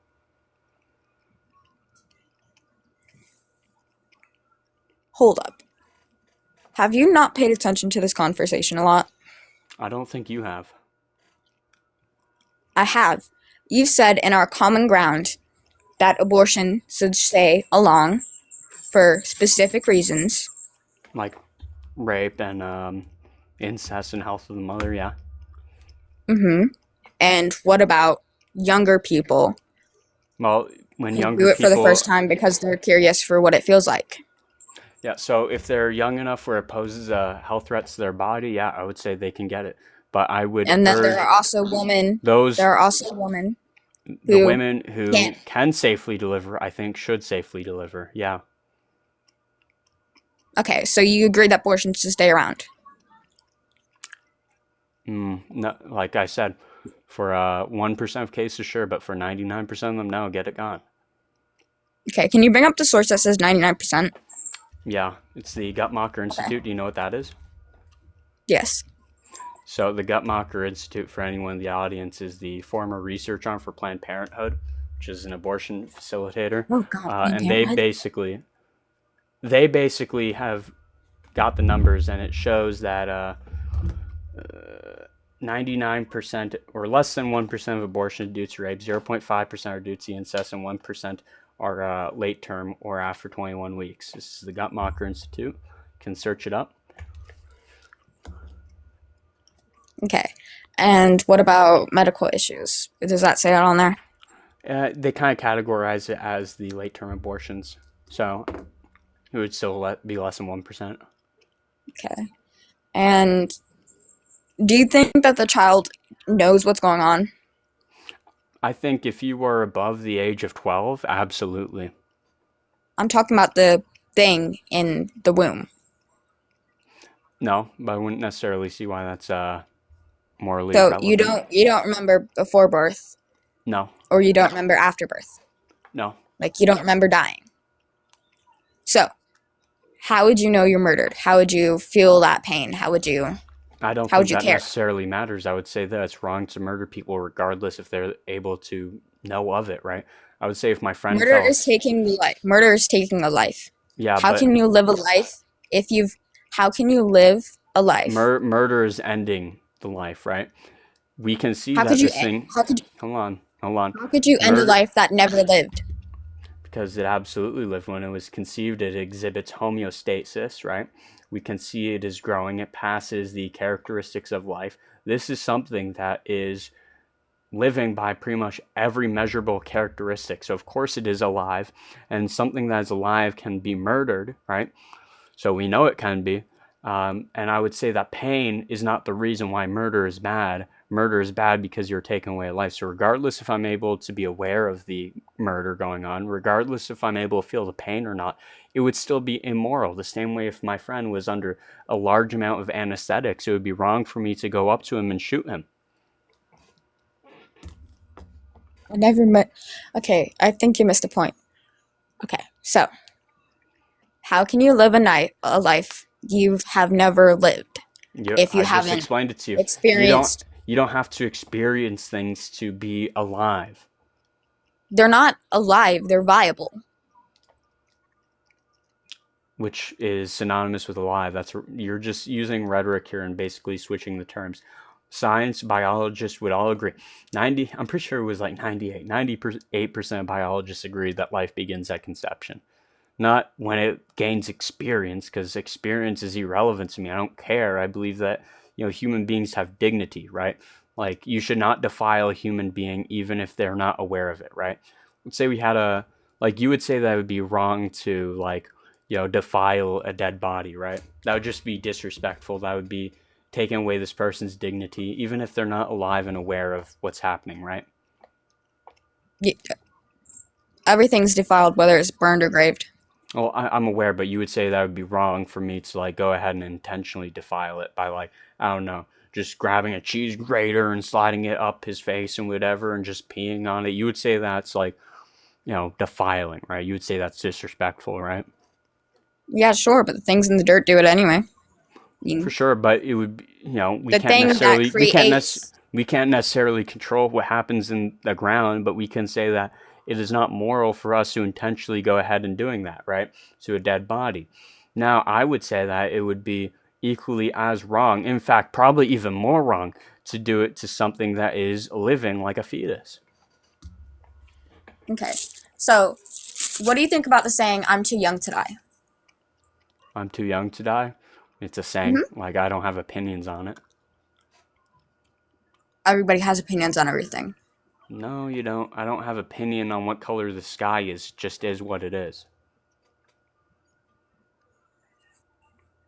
Do you understand the human brain? Do I understand the human brain? Of course. Okay, so Do you know what the prefrontal cortex is? Do you know what the hippocampus is? Do you know what the amygdala is? Do you know what the cerebrum is? yeah, Okay, so tell me what the hippocampus is.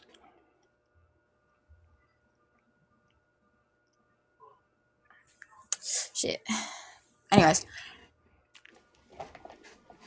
All right, prefrontal cortex. Tell me what that does. it's the shit that makes you think, if I remember right.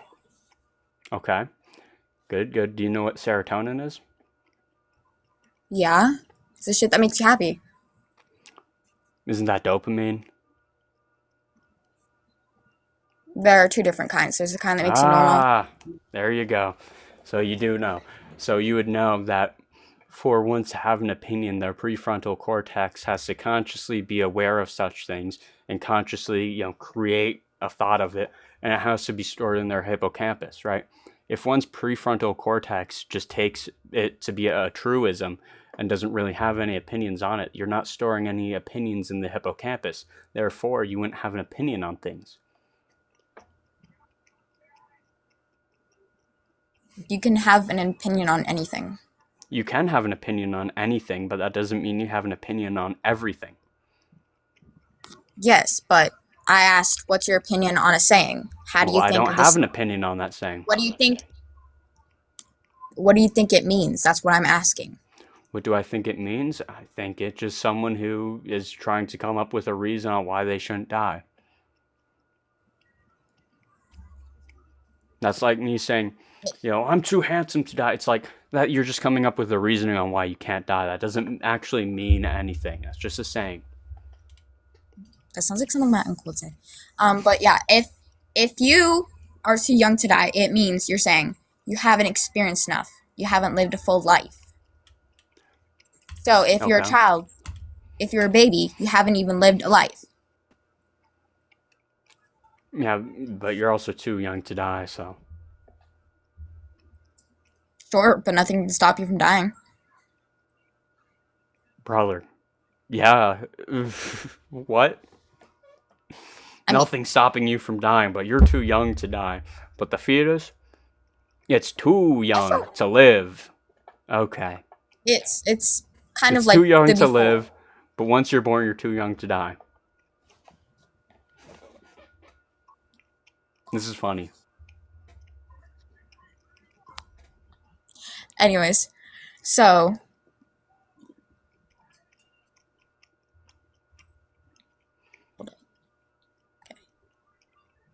what do you think about bacteria?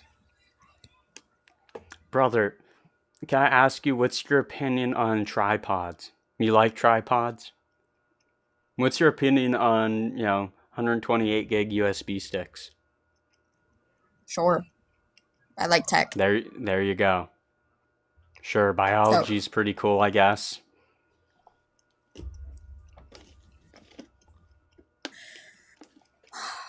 Bacteria is alive. If you put hand sanitizer on or you wash your hands, you're killing that bacteria. Do you feel bad? It's not a human life, so no. Yeah, but it's a life. Like I said, I don't value all life. I value all human life.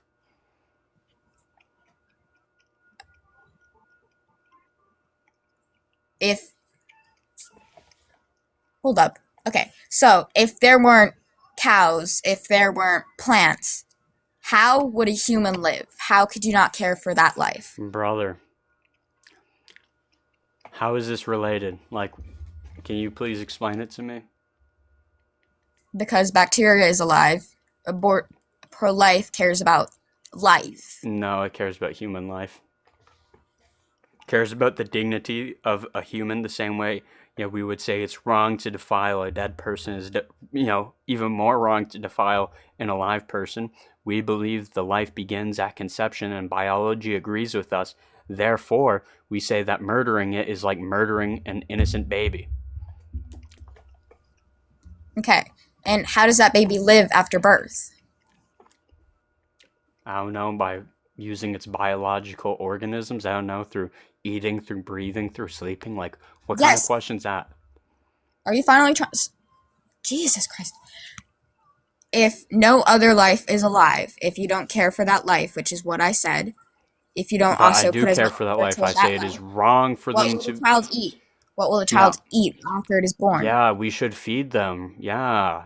Did you Yeah, want what me to will say that? he Did you eat? want me to say that we should feed them? Did you want me to say that they should, be able to have some water? Yeah, what Did will you they want me to eat say if that you they don't? should be clothed? Okay, let me explain my point. Humans have a parasitic relationship with the earth. They kill the earth.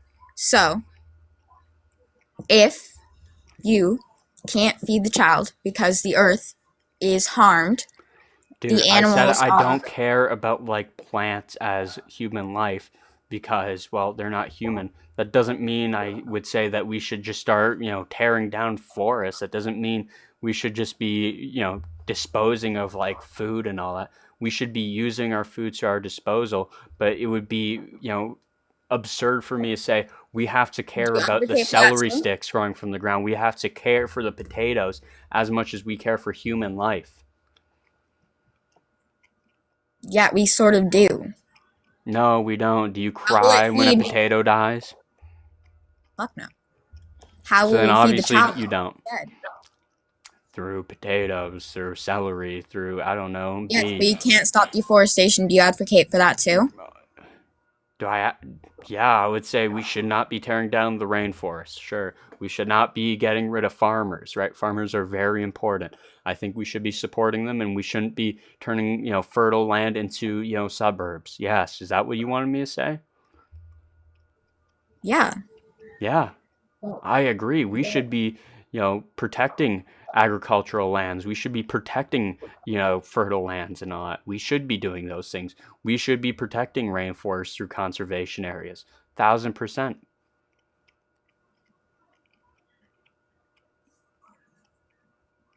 Okay. So you don't support Trump, right? But you're Christian. I'm not even American.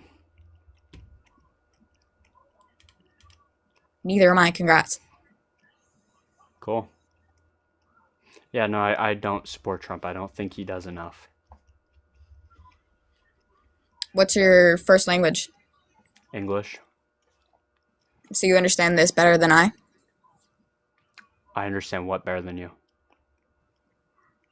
The reason I don't understand this conversation is because I don't know English great. If you can't understand from the fact that I doubt everything I say. Well, I mean, I wasn't able to tell. You speak English great. Thanks, I guess. Of course. But anyway, so you're not American. You don't support Trump. Yeah, I don't think he does enough. I think he needs to ramp up the deportations. I think he needs to, do more tariffs. I think what he was doing, like what he campaigned on was good, but he didn't really follow through with his promises. I think he needed to do a lot more. Do you know the entirety of what he campaigned on? Yeah, mass deportations, protectionism policies, things of Okay, that would you sort. ever go to America? Would you ever go to America? Of course. Okay, you would get deported. No, I wouldn't. Yes, you would. No, I wouldn't. If you want him to up it,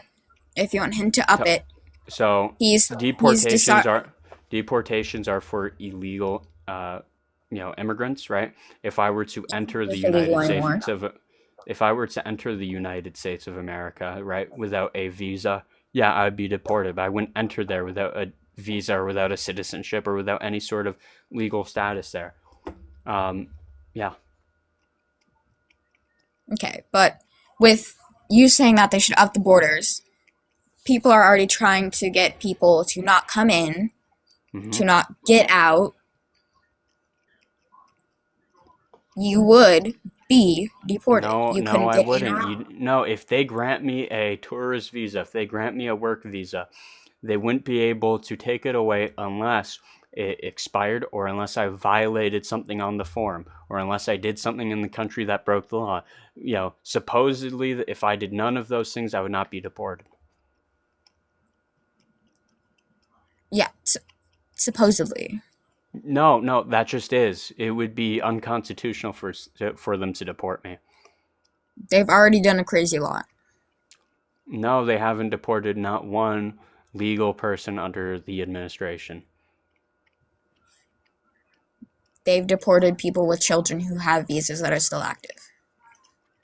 Yeah, well, they lied on their visas, and the people who were citizens, the people with visas, these are people who basically lied on their visas or lied on their application forms to expedite the process to get into the interior of the United States. The Department of Homeland Security found out, they stripped away their naturalization status, and then they got sent back home. These weren't legal in the first place. Look at me. Not look at me. Listen to me. Okay. I know somebody deported. Why the fuck are you doing that? You said look at I know me. somebody. Yeah. I know somebody who went to college in America. They got deported. Okay, did they lie on their application? Absolutely not. Well, I mean, I have to take your word for it, but I don't think I am going to take your word for it. I think if they got deported for some reason, it's at fault of their own.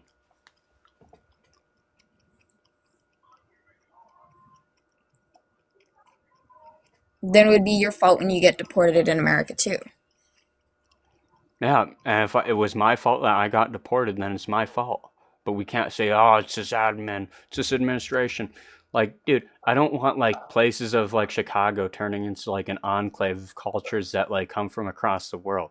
Like, I want there to be a cultural identity of the United States of America. Same way I want that for my country. And as of right now, the people who are advocating for, like, mass migration, open borders, is completely destroying the fabric of, the United States. So, yeah, I would say I'm in favor of the mass deportations if they ever happen. I mean, you look at the numbers, it's not really mass, it's not really grand.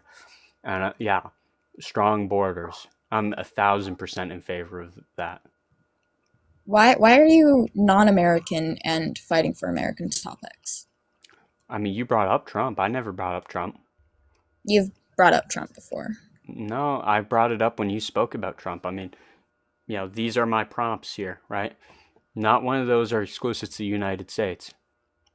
Well, they sort of are.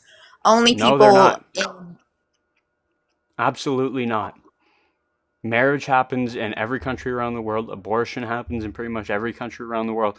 These are moral issues that I believe are happening across the world that need to be confronted. Just because they're not talked about frequently in other countries doesn't mean that they're not happening.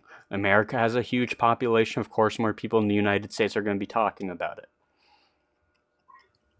I mean, congrats for, speaking about something when you're the first person in your country to do it, because I haven't seen anybody from Spain, a couple other places.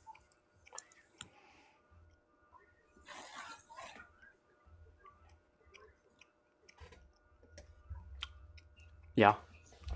Okay.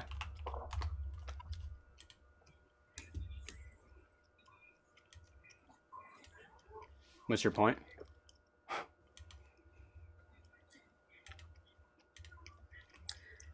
Do you know why I brought up Trump? No. Do you care for their life after they turn into an adult? Of course. Okay, so what they use to deport people. What do they use? ICE. And what do they do? Law enforcement. And what has ICE done? They've deported people. They've detained people. And killed people. Yeah, so has pretty much every law enforcement agency. What's your point? I mean, do you think we should probably fix it? No. Well, so you think they should die? Well, no, I think when you engage in law enforcement like that, of course there's probably going to be some sort of violence. And how do you expect to deport people who decided, how do you expect to deport criminals who decided to take their chances with ICE instead of agreeing to that self-deportation program to be let out the country safely without violence? You can't. You have to use violence in these situations. I would encourage more of it. You don't have to use violence in a woman or in a car trying to drive away. Dude, she was definitely not trying to drive away. She was like, you can go look. She's going, like, her wheels were facing the driver. They were going to run the ICE officer over. And even if they weren't, the fact that the ICE officer was in fear of that, dude, the judge has already confirmed it was completely constitutional, dog. Okay, and how do you feel about the medical? What? The nurse who got shot too. Alex Pretty? Yeah? Yeah, same deal, yeah. Okay, and how do you think about the other people who have died? The more you fuck around, the more you find out. That's all I'm saying. Don't get There was involved. a person in a store. Don't get in the middle of law enforcement activities if you don't want to get shot. If you are being detained by ICE, stop trying to throw a show. Stop trying to run away, right? Say, okay, well, if you're a citizen or whatever, if you are there legally, just be like, all right, take me to the station. We'll figure this out, right? If you're illegal, well, you deserve everything that comes to you. You deserve to be arrested. You deserve to be pinned to the ground and put up in chains and sent out of the country.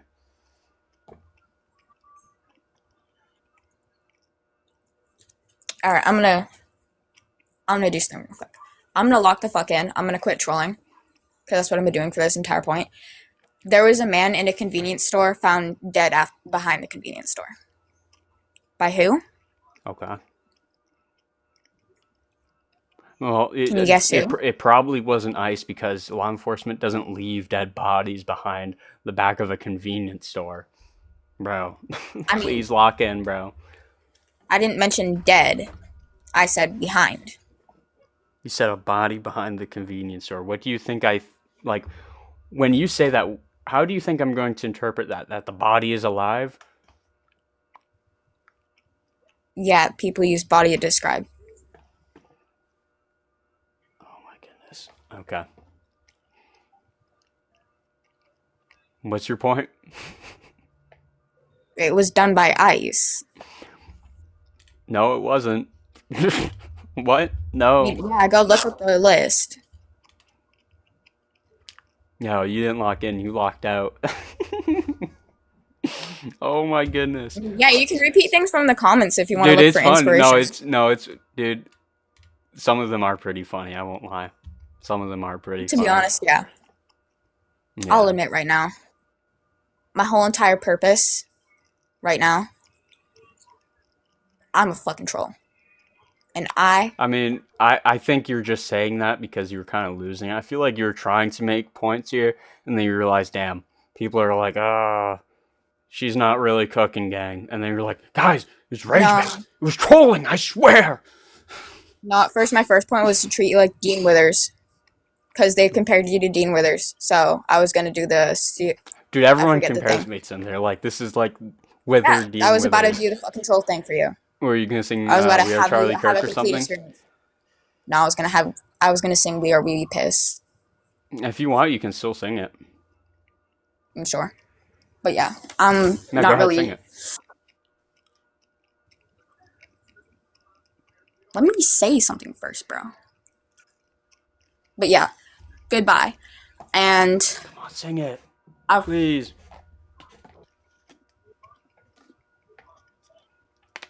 Why are you so desperate, bro? Just I've sing been kind it. of altered during this. I've been kind of altered during this thing, so I don't sound smart. Yeah. Okay. Okay, All right. goodbye. If you all right. Well, you have a great rest of your day. You I too. think oh, well, she was still saying something. I think I'm gonna have one more person up before close the show because I usually only do 2 hours. I got work tomorrow. Howdy. Yo, W host, Yo, thank you. L gas. What the hell was she yapping about, bro? What was Yo, that? Yo, I'm we trolling. found. I'm Hold looking on. in. We found a Oh, body in the back of a convenience store. Guess who did it? it's like Ice. Schrodinger's argument. Like, oh yes, I am. No, I'm not. Like, pick a position and stick Dude, to it. it's getting fucking ridiculous. These people. I can't even believe we have to call them people. It's gross. Okay. It's like, all right, let's not have another Holocaust here, dude. It was worse than the Holocaust, bro. Oh, my 6 Gorillion. My Dude. 6 Gorillion. Dude, Oh, if you oy had vey, oy how vey. many years? How many years to bake 6 million cookies? I don't know. Bro, oh, that coming up again is just so funny. Who was it? It was Nick in it. Who the fuck was asking him that? I watched it like 2 days ago. So dumb. Anyway, yeah, W prompt, W host. Yeah, We're gonna get some contention up in this. Who's this Raya person? That's my homegirl. She's like this Oh, true. she's like this Mexican Catholic lady. Oh, based. He's lying. No, she's like totally Mexican.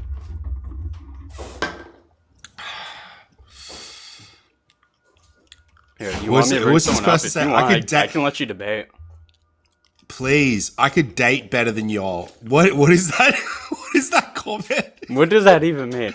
Yeah, I bet I could, give her a dick down better than you can. It's like, okay, all right. It's like, dude, I love how some people in chat are so gross. It's like, this guy's pro-rape. This guy probably is like some butt boy in prison. It's like, okay, why are you guys just so gross, gang? Just because they can't entertain a hypothetical, like, Yeah. none of them could ever entertain a hypothetical. Oh, this guy was like no one's saying any of this. Okay, go ahead. All right. All yours. I wanted to contend marriages between a man and a woman. Oh, of course you do. Oh, Well, yeah, does your husband know you're doing this right now? oh my goodness. Yeah, I'm sadly why is there like single. so I'm getting moaning in your cold. background, bro? Last week, Critic. shit school camp. Apparently that was horrible. After it properly. Yeah, is your wife getting around in the background there? And then she was saying something like, What? fucking, Hang on. she thinks now that you're upset. Why can't I mute myself? I said, Keely. She was not. Anyway, it's just like, Oh. Keely. Oh, that was him. I thought that was Citrit up there. Yeah, what's your contention?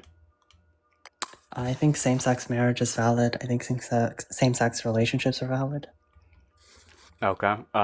What's the argument for or actually define marriage for me? Marriage is a civil union between two partners. That's it. Well, there are a variety of other Can you things. define dating for me? It's a romantic and sometimes sexual relationship between two individuals. Would Or that not perhaps just not be, necessarily two individuals, but Would that not just be the same thing? what do you mean? The way you define marriage is Well, like, I said civil union, right? Like civil union as in there are legal implications, there are often social implications. People commit to themselves for life. why is the government involved? No one has a problem. No one has a problem with like weird people having like made up civil unions. Who is this guy? Can we get him out? It's the institution of marriage. It's the institution of marriage that's completely different. We can grant you your civil unions, but we're not going to call it a marriage. Yeah. Not in our perfect world, anyway. Yeah. So can I ask you, when you say marriage, what's the difference between like the civil union, just like, a secular route where it's like, okay, we're just going to go to lawyers, we're going to open a joint bank account, we're just going to agree to share assets. What's the difference? Well, there's a social difference, right? Like when you talk about marriage, being able to marry the person you love, that's a significant social marker. So it's purely symbolic. Like you're saying, there's nothing to marriage. Well, no, I think there's more. beautiful in the social, right? Like you like commit yourself to life, to another partner. Okay, but I would have to ask, why would that be a necessary condition? What do you mean? It's not necessary. Like nothing except the basic necessities are necessary for life. But... So what you're basically arguing is that marriage is symbolic. It is this union that is basically just bragging rights to tell people, hey, it's I'm not married. bragging rights. Symbolic doesn't mean useless, right? Like symbolic can be incredibly impactful. The American flag is symbolic of the America, but it doesn't mean that the American flag is devoid of meaning, right? Yeah, but things can be symbolic and yet meaning imbued. But what we would say is that, like, we wouldn't necessarily have, like, homes recognized as an independent state with its own flag. It's meant to kind of, like, represent something, but you don't need a flag to basically have a country, right? You don't need to have a marriage to have some sort of civil union with, Yeah, but it's certainly nice to have a flag to represent a country, just as it would be really, really nice to have marriage represent the everlasting love between you and your partner. Yeah, I think that's incredibly important, that we have a social recognition of same-sex marriage. Look, like, here's the thing. No one has a problem with you having that, right? But the problem is, like, the institution of marriage is not how it's defined. Specifically. I don't think that's... No, I define it in a very different way. I think most people have a different conception of marriage than you do. Right, I bet support same-sex marriage. I bet you believe everything is a social construct. I don't believe everything is a social construct. But when we're talking about marriage specifically, I think your definition is in the minority and is wrong. Yeah, sure, but why? Why must you call it? You're saying ours in a minority. Meanwhile, up until 2015, the United States have this view in the law. Up until 2015, really quite clearly, right? After 2015, right now, most people support same-sex marriage. Yeah, the thing is, though, most people can't even define what marriage is. You're telling me it's some civil union. How do you define marriage? I would define it as a union between man and woman and any children that may proceed from their union. Okay, and why is that?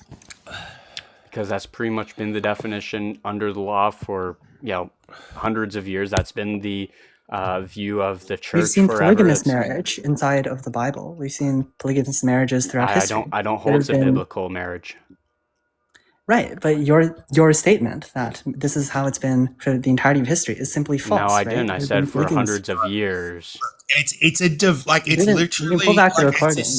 I said for hundreds of years. It's a divine. Well, even for hundreds of years, that's not the case, right? Like for hundreds of years, we have. I said for hundreds of years, marriage has been basically defined as the definition I gave under the law since 2015. Actually, it's been the rule of the church since forever, right? So I mean, any institution definitions can change, right? Like water used to be a fundamental element. Now we know that it's H2O. We're able to change definitions as we understand things better. Moral progress has been made, and we're able to redefine. Hold on.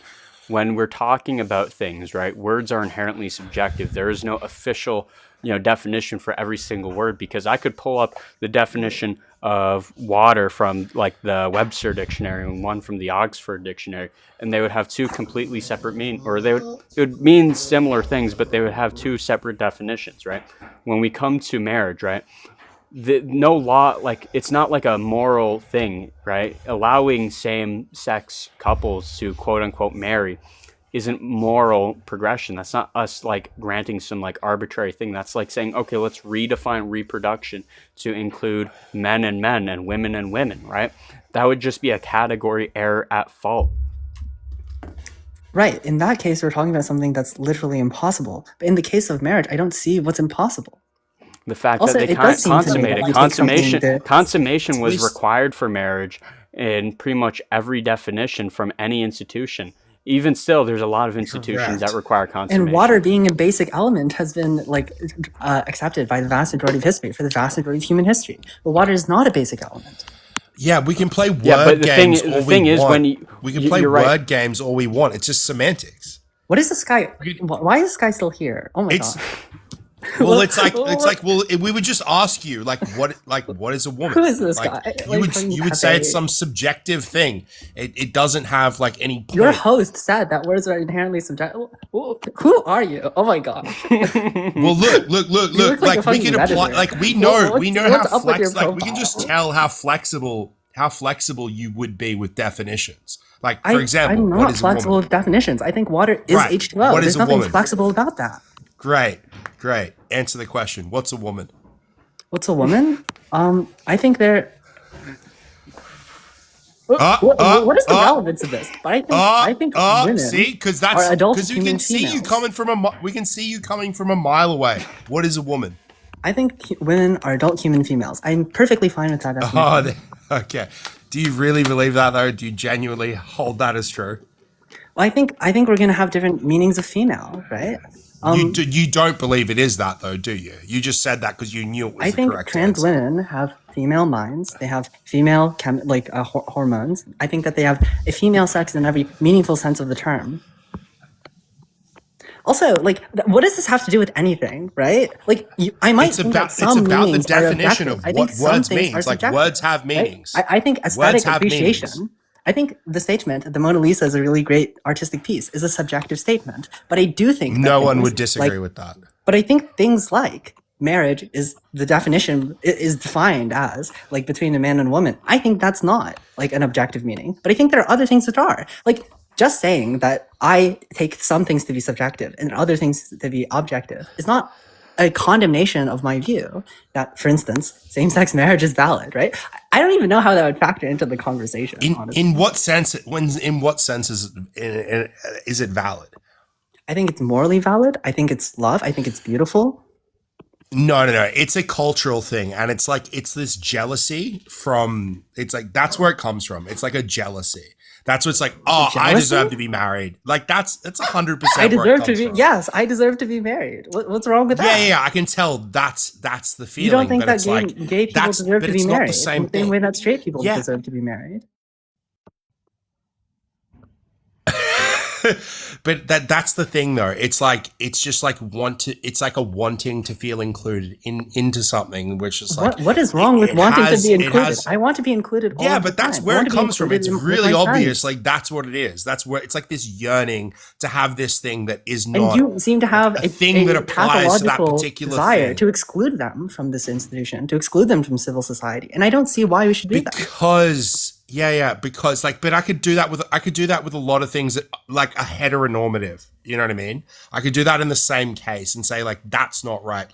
With Protestantism and allowing female preachers, it's a religious institution what does this have to do that with it's encroaching. What do female preachers? You can pretend that you don't know what I'm talking about, but I know that you do. I know that you're smart enough to understand what I'm talking about. I don't think this is relevant to the conversation at hand. You do. You understand it though. You already admitted that it's this feeling of not being included in this thing that does not involve you. It'd be I couldn't think of an equivalent in the gay community. I think it's really bad. It would be the same thing. It would be the same thing if there was a particular thing in guay spaces that straight people or heteronormative people were to say I want to be like that. I guess the equivalent would actually be queer people, know, that aren't okay. You know what I mean by when? Wait. Let me cook. So when people have no gay feelings or anything, they just want to be in that community, so they just say that they're queer, even though they're just they're men that like women or women that like men, but they just want to be included. So they're I'm queer. Do you know what I mean? Do you get what? I do know what you mean, and I'm against that in certain cases, right? I think that male non-binary. But you understand that you do understand the comparison, though, right? Yeah, I think there's certain exclusionary tendencies in the queer community, and I'm not in support of that. Yeah, well, it's I knew, for example, the whole T thing. As soon as adding the T thing into the LGB thing, completely would destroy the whole B thing. Why? If that. Because, think about it. There's so many. What? There's so much. Okay, well, I'll give you an example. In my country, there was a social media app created just for women who like women, right? Sure. And there was this person who was transgender and was like, oh, I should be included in that. Like, even though they were a biological that's man. fine. Yeah, but no, they destroyed that entire space They because destroyed won. it? They Who was won. hurt? Yeah. It's, The person one trans person amongst the amidst no, the no, women. but like that's Oh, not it. woe That's is not me. it. My It's day like, is ruined. I can no longer well, it's like subsist on this okay, platform. well, okay, The platform is wait. So destroyed. it's like should people be able to choose who they associate with, right? It's like people that want like a particular black community. Like we've seen these But arguments. what you're talking about is you think that gay people shouldn't be included in the civil institution of marriage in the entirety of society. I'm fine with certain spaces for people to associate it's like amongst themselves. Yeah, no, but when we're talking about the entirety of that's not society, it. We're saying that's fine. We're granting you that you can have the exact same equivalent. It's just like but also I think we've this lost the particular plot, thing. right? No. We haven't. We really haven't. It's just like there is this institution that is marriage that it has a long got a long history, right? And it's generally between a man and a woman, right? That's the issue. It's like you can have that, but we're not going to call it the same thing and treat it like the same thing. Just like we're not going to say that because like sure we can, but because eventually words don't mean anything anymore. I don't think that's the case. I think words mean things, even if we allow same-sex marriage. Well, like I just don't see the relationship between same-sex marriage and words no longer having meaning.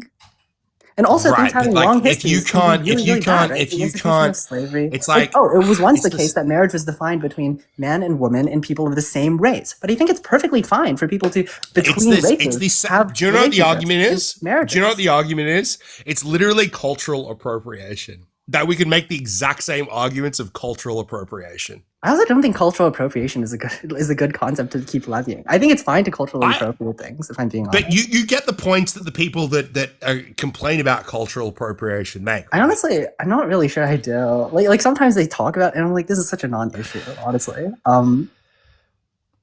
I kind of agree. Like in a lot of the cultural make some appropriation. Chinese food, like wear like a kimono. I don't really care, right? Okay, sometimes maybe if you're being super racist about it, but I think the problem with cultural appropriation is always going to be secondary, right? Like there's something like secondary to the cultural appropriation at hand, which is wrong, like being racist. I don't think wearing a kimono or wearing I don't know. Anyway, wait, we've completely lost the plot. We were talking about I don't think we have lost the plot though. I think we've made analogies to certain different things, but that's the same argument, I guess. It would be that it's cultural appropriation. That's how the religious would feel in that scenario. You're saying that all the arguments, cultural appropriation? all the arguments that could be made for cultural appropriation. It's just just call it something different. Pardon? Name the arguments. Which arguments? Oh, I don't make these arguments in general, but I'm sure we all understand what they are. And those arguments, we've all seen. Okay, then what are they? Made, we all understand them. Well, it's okay. I can really. It's gonna take a while, but I can really draw it out. So it's it comes back down to Genesis. It originated with Adam and Eve, and then I think you're marriage is designated. Marriage is designed by God rather than invented by human culture. Do you know? It's there's a sacred element to that. I don't subscribe to Christianity. Yes, obviously you don't prescribe to Christianity. Yeah, so if you're going to make a claim from Christianity, no one no non-Christian is ever going to accept that, right? Yeah, I guess, sure. And also, just because Adam and Eve happen to be a man and a woman who were consummated doesn't mean that every single marriage needs to be between a man and a woman. Adam and Eve were also of the same race, right? They were both white, presumably, you think? I'm not really sure, actually. But, even if that were the case. Marriage that you have stems from that. I don't think that's true. It does. Everything all stems from that. It does. We've bastardized it as a society. The whole white dress, it's meant to be a virgin, blah, blah, blah. That doesn't happen anymore. So it's look, I can make concessions in terms of where we are in a society. But look, it's like our cultures and traditions. It's like in terms of marriage, that's where it stems from. And like it stems from that. I don't think like And marriage in Chinese pretend societies stems from that. to pretend, yeah. I don't know. I don't know much about marriage in Chinese societies. Can you tell me about that? Well, like I'm just gonna say, like in general, in most societies, I don't think they stem from a biblical myth about like Adam and Eve, right? Like that just seems deeply implausible.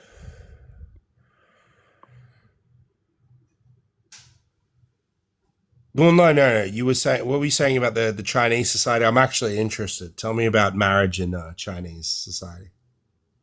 Well, I'm Chinese Curious. Canadian, but I don't know too much about like You're our what? traditional. I'm Chinese Sorry, Canadian, I but I didn't- actually don't know that much about like Chinese marriage traditions.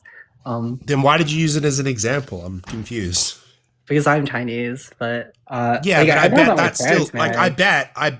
did they have this? Do they have the same thing in that culture? Maybe you could like inform me because I think it doesn't. I think it stems from. It's a very like I don't know. It's a very Christian sort of ideal. The concept of like marriage in Western society. Like my parents and my grandparents and my great grandparents all got married, and they were all Chinese, right? Yeah, but What was what the that? hell was that? Oh, also, host, did you want to debate abortion? Because I'm also down to debate that. Not necessarily right now. I've been streaming for 2 hours and 15 minutes. I got a warning on my profile about this stream, so I'm probably just going to close it off. I mean, we did pretty well. We got about 70 followers, 45 viewers left. I know a lot of people still want to come up. Fortunately, it's getting pretty late and I have work tomorrow. But if you guys do want to debate me sometime, probably this week, just drop a follow. I'll be live streaming soon. Yeah, if you follow, you'll get the notification. But aside from that, have a good day, y'all. I appreciate that. If you two want to, I don't know, go to have your own live stream or something and, I don't know, talk about what you guys were talking about, feel free. I appreciate everyone who donated, though. Here, I'll just read these off real quick. We got Vea, Oliver, Hexel, and Nilop. Nah, I can't say that, but they just sent me a heart, so I appreciate that. Gojo Lover, drop a follow, man, if you want to, you know, I know you want a debate and all that. Man, they really want to debate. Oh my goodness, look at that. Here, I'll let Gojo up for 1 second. I'll let him have something to say. Gojo, if you're still here.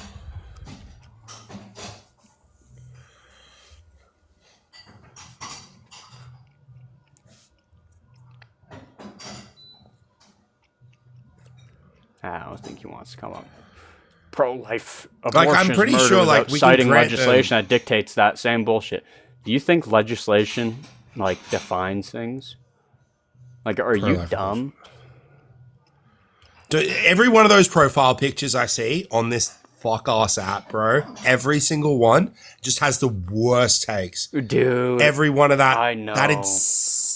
It's Oh my psycho. goodness. It's like there's like an Indian bot farm or something that exclusively has that style of profile picture. Indian I don't bot know what farm. it is, Dude. but it's the Sir. worst takes. Sir, without abortion fail. is not murder, sir. Sir.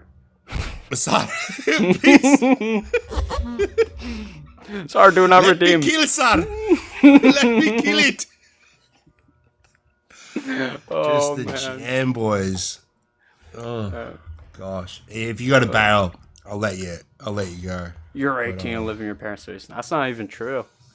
I got a job. I make money. You're 18 and live it. Dude, Bro, we got the real dude, CK. That's the that you see is that? the like that's the projection right there. You're 18. It's like no, it's like I'm 20. It's like you're literally 15. You have You're no Indian job. and you're It's like, dude, I got a job. I hate it. I want to quit it. You know, people are like, oh, well, you know what? You don't have a job. It's like, dude, I wish I didn't have a job, bro. I wish I didn't. Take the neat pill. Take the neat pill. Just leech like the rest of these libs do. Bro. Just leech off society. Don't contribute. That's what they do. I gotta get on that. Don't actually do that though. Yeah, Fuck, your it's dad boring should have shit. pulled out, bro. I love these comments, bro. Like, I won't lie, bro. That's it. They kind of make me a little Indian vaccine. narcissistic. It's like, oh, yo, fuck you, bro. I don't agree with you. You suck. It's like, dude, you're just like, this is like a conviction, bro. I don't know. It's like heroin or something for me.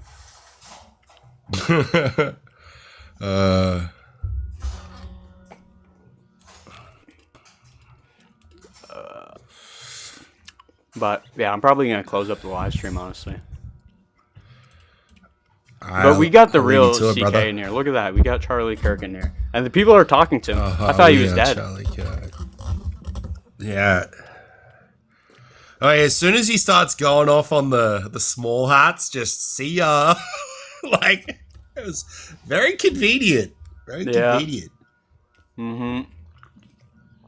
See how the whole that whole campus is laid out like a menorah, and then they concreted it over like the next day. Like, wait, isn't there like an investigation? Like, nothing. Yeah, they just concreted the place over the next day. Like, it's crazy. Come on, bro. Well, I had your views, and then I matured, bro. You didn't mature. You drank the Kool-Aid, bro. You drank the Kool-Aid, bro. It's always. I remember how I was when I was younger. Even though I'm 15. I was your age, and then I matured. That's when I realized everyone should be using their taxes to pay for my existence. Yeah. Glory to Israel. Listen, I was your age, and then I matured, and then I realized Marxism, the view where everyone should basically pay for my existence, but I shouldn't contribute, is the real way. I know that families are not important. Okay. Bro, like, they've never, like, every person I've ever met that's come from a place where they had communism, none of them like communism. It's always some 19-year-old who's like just got out of college, dude, just neck and beard, just you got the bun back there. Yeah, it's like just spiritually vosh. Hey, capitalism not cool, man. Do not check my hard drive for your lolly. No. Like Hassan, bro, like, what are you doing? You're a multi-millionaire that grew up on like parents' money, and you're spouting communism to just guys. Communism is so cool. I'm telling you, I live like a communist every day. Communism is so cool that the Young Turks, the media organization my daddy runs, they operate like a communist business every day, where the workers make the decisions, not the boss. Yeah. It's a collective. There's no CEOs here. Yeah, everyone has an even amount of stock here. Everyone has an equal sharehold. Yeah, they had my views, and then they grew up. Then they realized that the world is not ran based off of incentives and all that. They learn the world is ran off of you do things for me, and you should be forced to do it. Or you go to the gulag. No, communism's actually pretty based if you want to starve everybody like really quickly. Dude, who needs Ozempic when you have communism? Super good for starving everybody. Yeah, dude, those bread lines. Whew. Bro. It's like, it gets the community together. It's like, before everyone's on their phones and on their computers, we're all inside. In communism, you don't have any of that, and everyone's outside collecting bread, so you get to talk to your neighbors in the bread lines. Yeah, it's a good. This is our third space. That's our third space. The bread line. Yeah.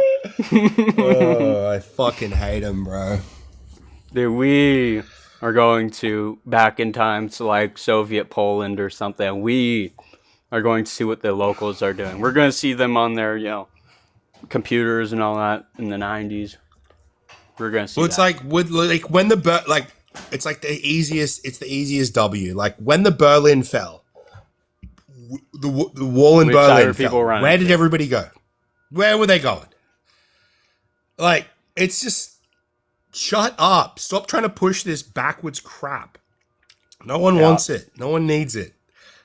It's not good for anybody. I don't know. It's like, not only is it like a really shitty economic idea, but like some of the ideas where it's like, getting rid of like religion, getting rid of like families and all that. It's like, dude, this is just demonic, yo. We gotta like absolutely eradicate this ideology from like civil conversation. Like we have to get to a point where it's like someone who holds like a communist idea is laughed out of the room. Look, the only good socialism is national socialism. I would agree. Hold die on that hill. Because think about it, it's like, a lot more why defensible. would I?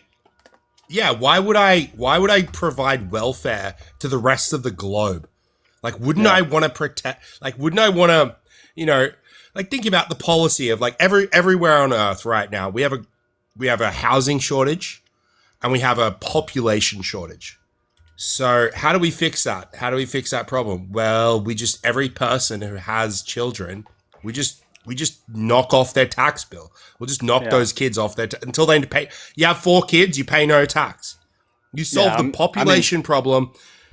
It's easy. Dude, I feel like the politicians, like, they know this. They just don't want to. Oh, they know. Like, they just don't do it. And it's like, I'm not American, but one thing I really did like when Trump says, like, Americanism and not globalism. That's what we need. We need, like, Western world to kind of, like, adopt that philosophy, nationalism, patriotism. Yeah, look at Israel. Look at Israel. Look at Israel as the example. Israel. Like, I don't like them because I want their politics here. Like, I want us to have, like, our game own, recognizes like, game. State. Yeah. But I don't support them because they are not us. I pick my own side, right? I don't care what's fair. I don't care what international law says. I want what's best for us and us only. And if that means, not supporting, war in the Middle East, so be it. If that means not giving Ukraine a bunch of money and they get ran through by Russia, so be it. Okay? I want this side of my hemisphere to be the one that has all the wealth, right? And I want Europe to have the wealth. I want why did my camera flip upside down? Okay. I want North America to have the wealth. I want Europe to have the wealth. I want Australia to have the wealth. I don't care about India. I don't care about Africa. I don't care about the Middle East. It needs to be us. Yeah, well, our politicians, it's every government's been captured. They're all just sucking on the teat. Patriots in control. That's what we need. Yeah, well, all that Epstein blackmail is not going to let that happen. I truly think within like 20 years, there's going to be a lot of people who are young today and that will invade politics in 20 years and truly retake what the country. I'm hoping for it, and I'm thinking it's going to come. I'm excited to see what's to come. Hopefully in our lifetime. Hopefully in our lifetime, because if it's not within our lifetime, it's probably never going to happen, because I think this is kind of like the last moment before it's like they've dug their claws in deep, like really deep, but not deep enough where I think we can still pry them out. But I think it's going to, take a blessing. The whole TikTok of like, all the 4K genocide that we saw, like, that's really hard to put back into the box. Even though Larry Ellison bought the platform for like the US. Like, that's really hard to put back in the box. Yeah. Like, if we don't change, in the U.S. government, that Doge thing was crazy. I mean, everyone was like, "Oh, Doge, it's gonna be so good for the country. They're gonna, get rid of waste and all that." And it's like, you just let Palantir walk into your government, and when Elon Musk is gone, Palantir is still staying there. Just Control C, Control V, everything. Just copy everything, every bit of data. It's like who thought J.D. Vance, Elon Musk, Peter Thiel, Larry Ellison, that all these people, who are backed by Israel, who have AIPAC connections, who have all of these connections of, the juice boxes, who thought having them all in power would be here's what I think happened. Here's what I think happened, right? So, Snowden comes out, just releases all this stuff. Right. Yeah. You got Chelsea Manning just comes out, releases all this stuff. And it's just like, the government goes all right, well, we can't have oversight. So it's we just get these even prior to that. Well, no, you have these tech these tech oligarchs just spawning out of nowhere. Right. It's the private companies, because the private companies, they can spy on you. And, and they don't have to, there's no congressional oversight. There's no freedom of Yeah, so I don't think any of these people coming to be as heads of these giant platforms. None of it's organic. It's just like a burden shift of just like, well, we'll just put it all over here. We'll do The Social Network. That was a great movie, but like, we'll do The Social Network. You know what I mean? Make it look like it was just some college kid who was just like, you know, it wasn't just young and ambitious. They were like so. They were shut so down oblivious DARPA's about it, bro. LifeLog like the day before. It was they were the so same year, oblivious. 2004. They were like, you know, in The Social Network, they're like, oh yeah, Peter Thiel keeps his shares, and they were like, yeah, no one knows who this Peter guy is. It's fine. It's like, no, we know, bro. We know. We're not as dumb as you guys think. It's crazy to think that, like, you know, like in 2020 when like the election was going on, you know, 2021 rolled around. Trump's like, okay, let's go around the Capitol and all that, and the mass, you know, deplatforming happened on Twitter and all that. That was big news, and that kind of showed, okay, private companies have unprecedented control over things, and people will be like, oh, well, they're a private company. Yo, you don't like it, make your own platform. And the thing is, it's like, you say this until you guys get banned. You say this until you guys are on the receiving end of this. And the question is like, yeah, you technically that's the response, but it's like these companies have so much control over things. It's like, let me say this. You don't like flock AI cameras in your neighborhood? Make your own AI cameras. It's like, yeah, no, it's like, what, no. what, you got something to hide? You got something to hide? It's like the people that just support the panopticon, like, it's fucking obscene, and it's constant. It's just constant. Like, the dumbest people have the biggest opinions about all of this shit. And no, don't get me wrong. I'm not like some Democrat guy, but I think because of how much like Peter Thiel and just this like oligarchy, like technocrat group has in power right now, they have the House, they have the Senate, they have pretty much everything. If a Democrat, like if their party wins in the midterms, they're not going to have control over the law. They're not going to really be able to do anything besides prevent the overreach of like this Peter Thiel network. So it's probably in their best. The whole. But here's the thing, my man. Like the whole, like all of this is just a show.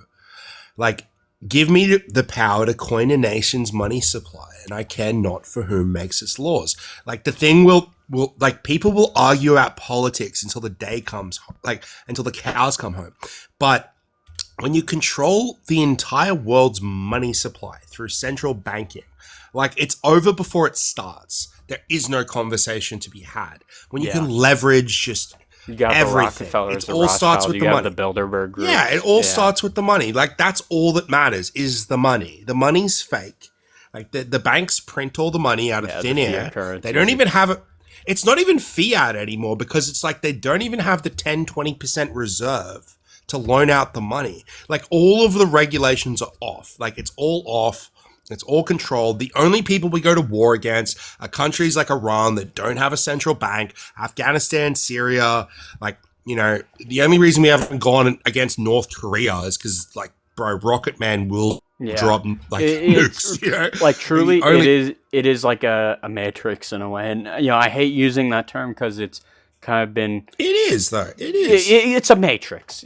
Let's be honest here. Yeah, and it has been for thousands of years. This goes back to Babylon. It's like the whole like this is just like an iteration. It's like, and we think it's like the politics don't matter. The politics have never mattered. It's just bread and circuses. Do you know, like, yeah, the people, like, yeah, like politics, oh, like this will happen. It's just crap. It's all crap. They don't control anything. They don't do anything. The real power is the money. Like, it's always been the money. Like, all of the real, like, before me and you were both born, all of the real estate was bought and sold and owned. All of the assets, all of the real wealth is already bought. Like, it's already controlled by people that are just trying to maintain control of the real assets. Yeah. And they do it via central banking. Like, when you issue a currency to a government, like, at interest. So it's like the principal can never be paid down because of the interest. That's why usury is a sin. You know, as soon as you add an element of interest, right, it just all becomes perpetual growth. It has to be perpetual growth. Like the system can never make itself whole. Yeah, and like that's why they've killed every president. And like, it's a slavery. Anyone kind who's of trying thing. to threaten that. Yeah. Anyone who's trying to threaten the money.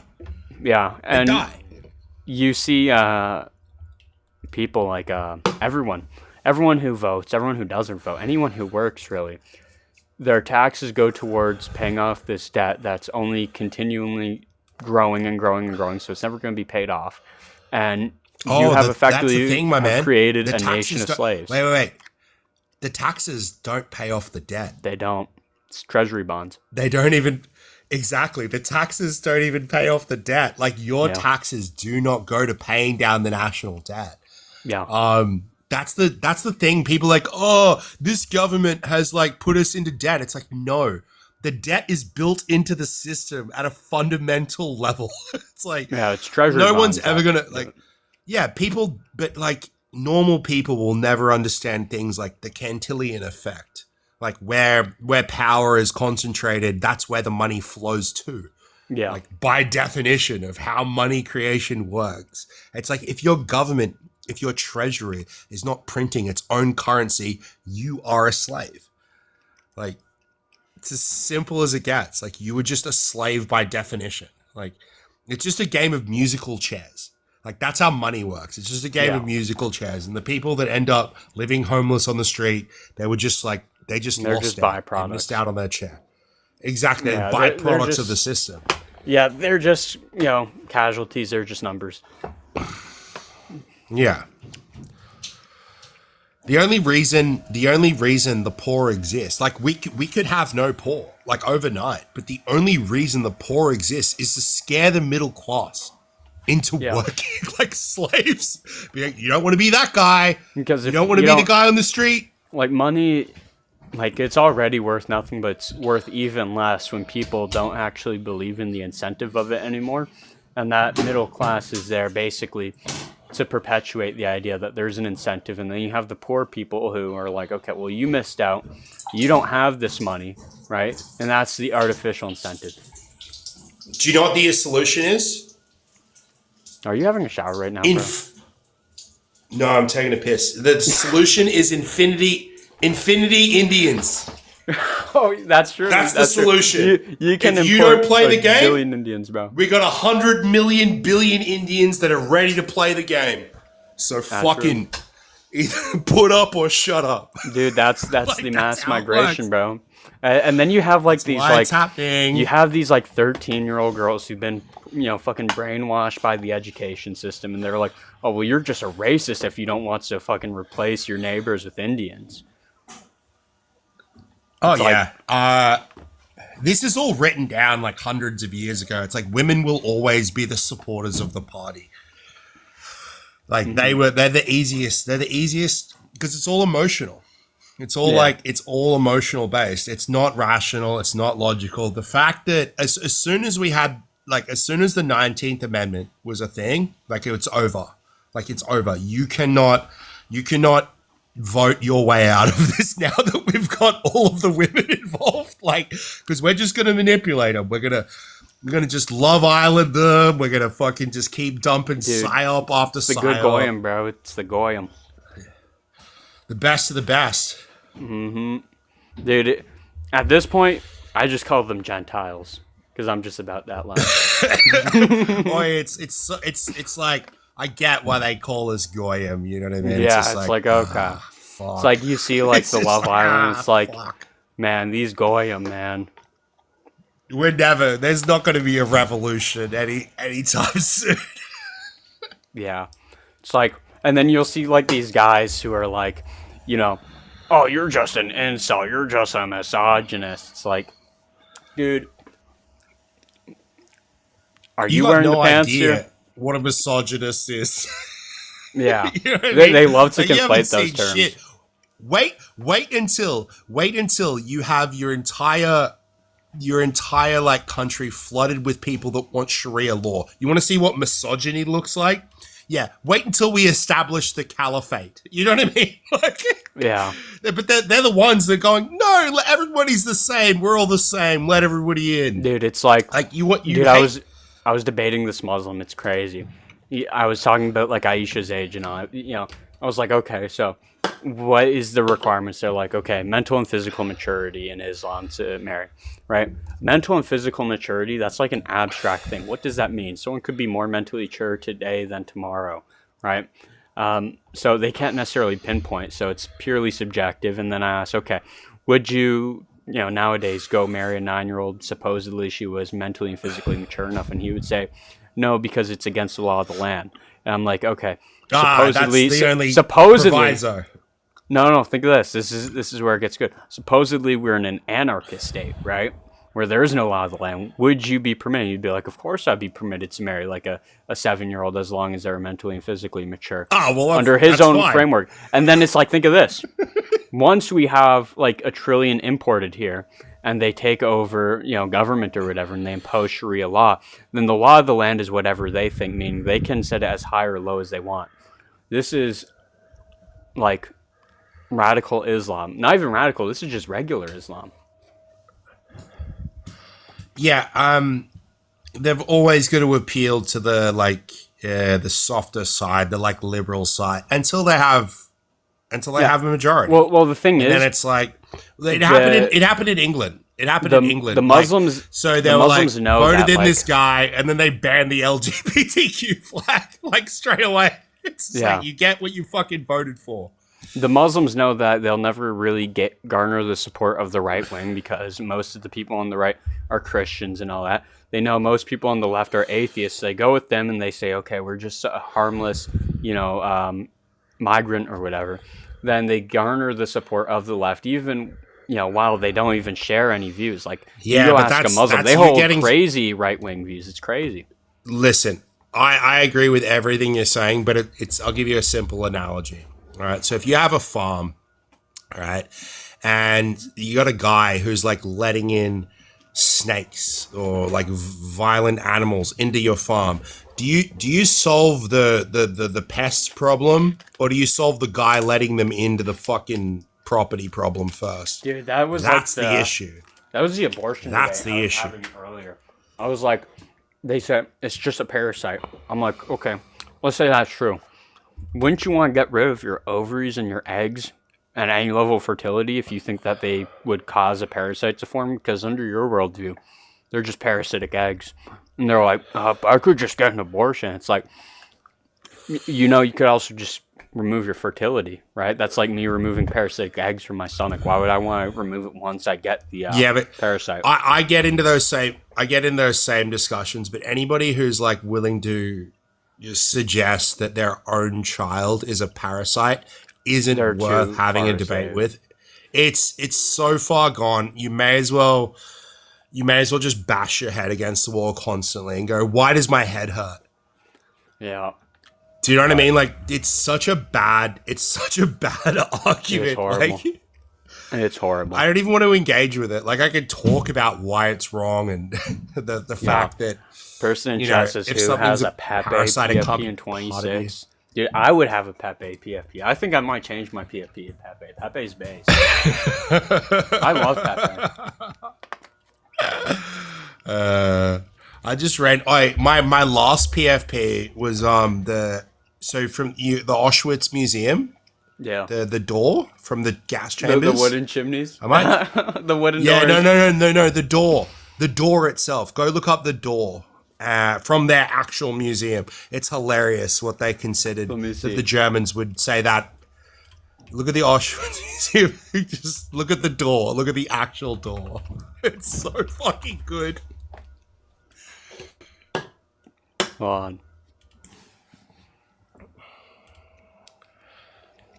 But go to the museum's website itself. It has the Auschwitz door, like the door. It's like this guy just standing there, like holding it. It's Auschwitz. Black and white. Yeah. Museum. Would be an archive, preservation. Oh wait, no, photo gallery probably. Yeah.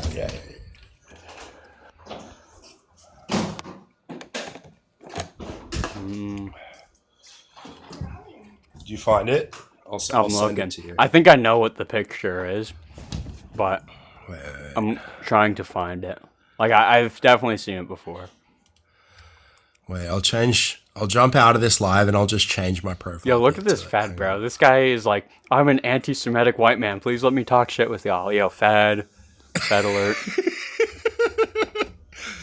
Hey guys, I swear, I'm a based, Hitler-loving person too. It's like, oh my goodness, bro. I love Nick Fuentes. I do too. He's totally not. Yeah, I've been watching him for like 8 years now. That's like been my homie for like since day one. Yeah, he's good. I was watching him in like middle school, bro. Really? Yeah, it's crazy. How old are you? You're pretty young. Like I'm 34. I'm like 18. I've been screaming this stuff from the rafters since I was like your age, and everybody like. You're good in the sense that it's a lot more comfortable to actually have these kinds of opinions. Because when I was your age, it's like you were public enemy number one if you dare have any sort of dissenting opinions about that topic. Yeah. Now it's like, I'm actually kind of grateful now. Like, I don't want anyone to die. I don't want the boomer side, but they kind of need to shut up because they don't know what they're talking about. They've been propagandized since birth.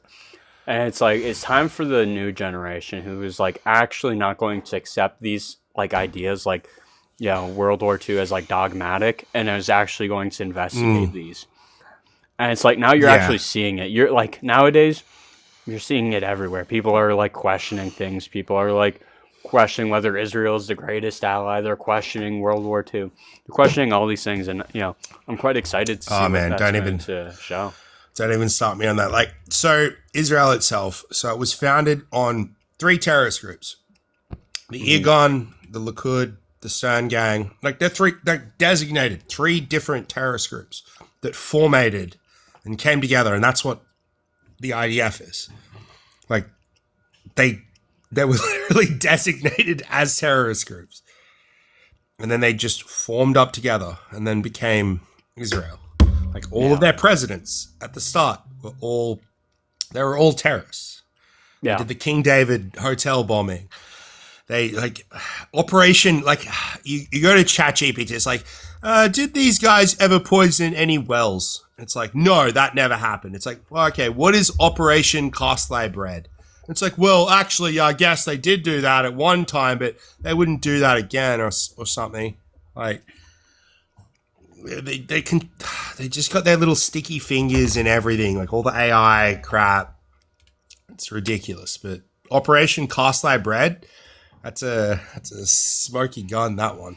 Yeah, no, everything about the formation of Israel, like how, the it was Rockefeller family was involved and all that, the blackmail. No, it was the Rothschilds. No, was it Rothschild? Was it Rothschild or Rockefeller? Yeah, so Arthur Balfour, right, which was a Zionist. He took, but they were Zionists as well. He basically had a document called the Balfour Declaration. That was the inciting incident that created Israel. But it's a movement from like the 1800s. So you can look at Judea declares war on Germany. Like they declared war on Germany because they kicked out all the banking. Like it was in the middle of the Weimar Republic where they have like literal just like child prostitution like openly. Yeah, no, and they were just like, we don't want any of that. Holy shit. You should have seen like, people who are like, well, thing is, you have to ask one question about like World War II. It's like one of these normies to like really get them to think. And it's like, why did Hitler not like the Jews so much, right? That's the only question you need to ask because any answer that they would give would sound stupid. It's like, oh, he didn't like the way they talked. He didn't like their nose or whatever. He didn't like their religion. He was just racist. It's like these are all like reasons that like that are just stupid. Like those aren't real reasons. Once you ask them these things, then they have to think, right? And then you give them the information. Like, okay, well, look at what was going on in Germany. What was Berlin known as? What, like all these things. It was crazy.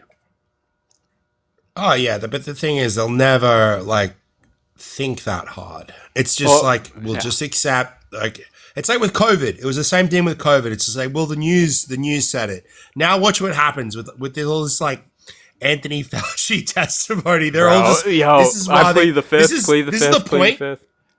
This is the point where they're going to start to question. Like maybe I shouldn't have gotten an experimental gene therapy from the company that's paid the largest criminal fine in history.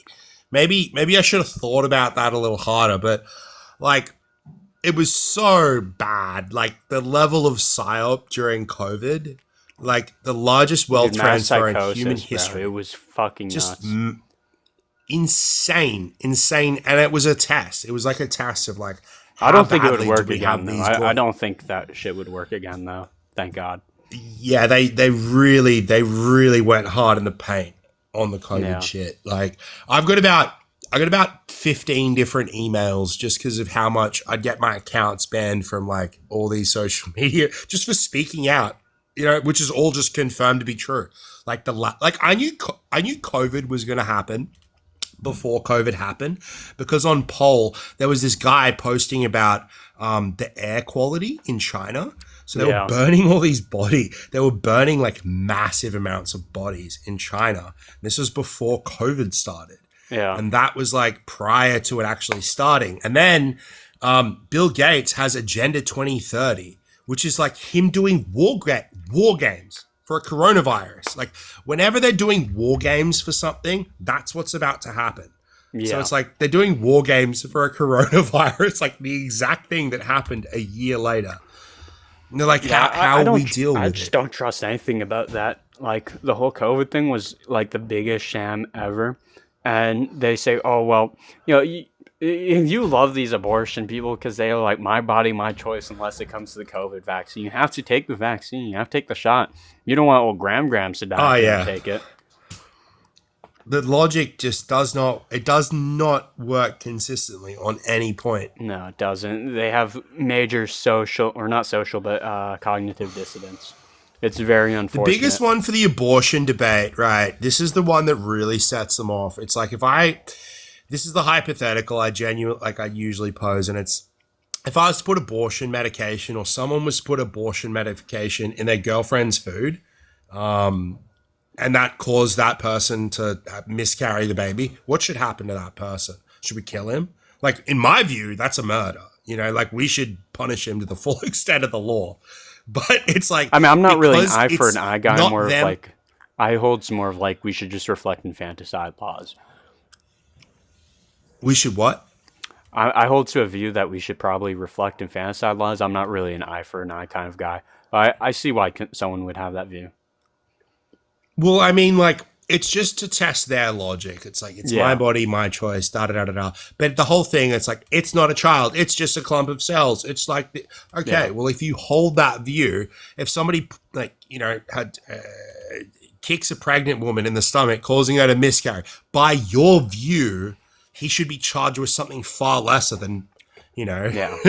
Though I love when they, like, try to divert the topic and they're like, well, you should be in favor of, like, you know, giving birth control out. It's like, no, I think we should ban birth control. I think we should ban these things because they're, you know, distorting the biological use of sex. I think we should pretty much get rid of anything that distorts it from procreation.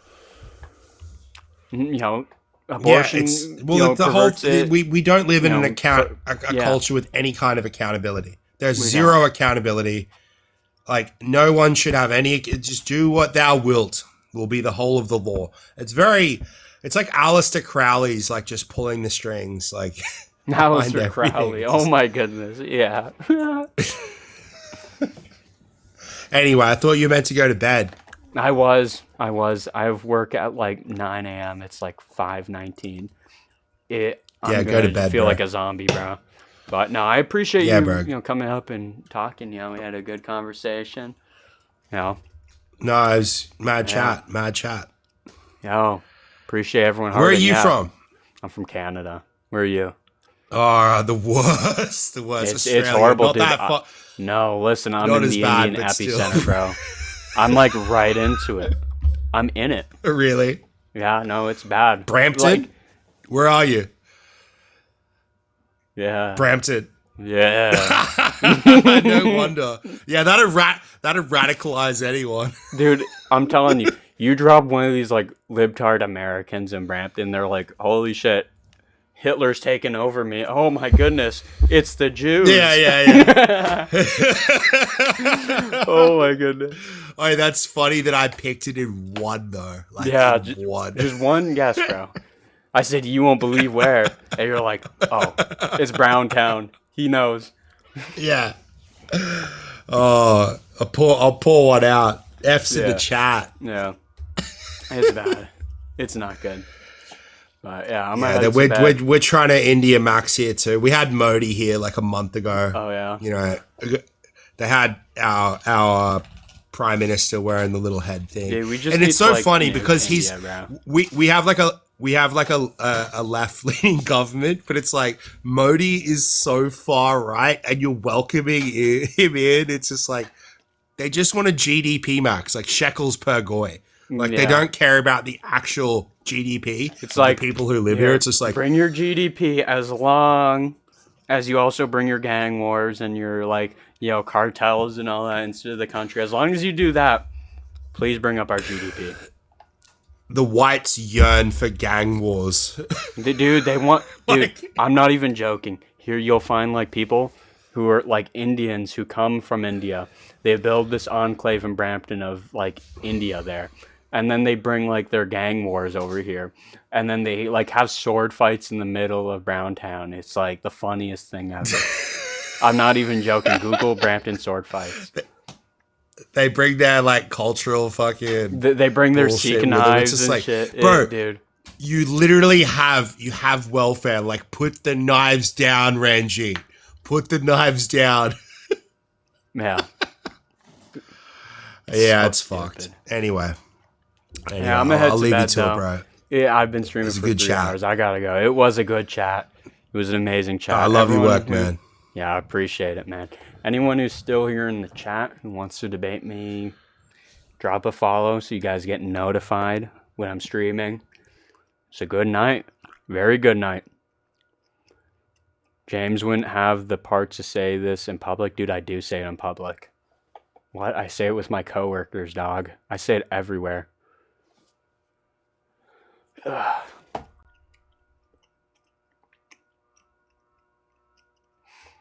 Dean Wither's daughter. Yo, I love that username. That's so funny.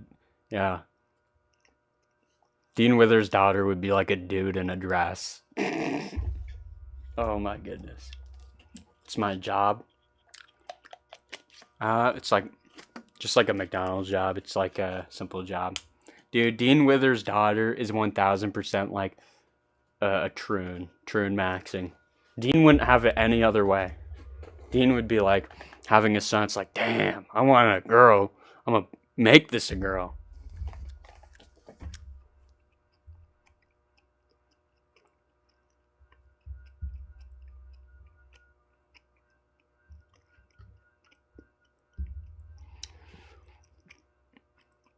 Dude, we did pretty good. We got 72 followers this live stream. That's like a record. Yeah, I'm a phenomenal black woman. What you just did was illegal in Canada. Have fun with that visa revoke. What? I'm looking forward to hearing you catch a blade for it. Are you wishing death upon me, bro? It's kind of weird. I won't even lie. What a weirdo.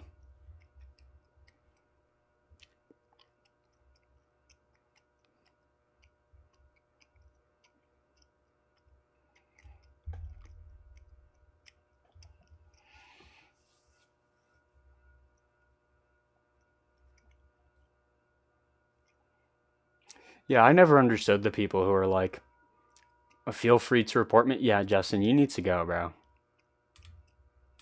Yeah, you're getting reported.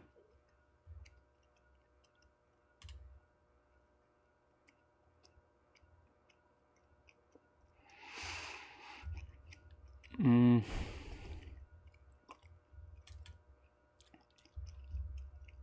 made some money this stream. That's pretty good.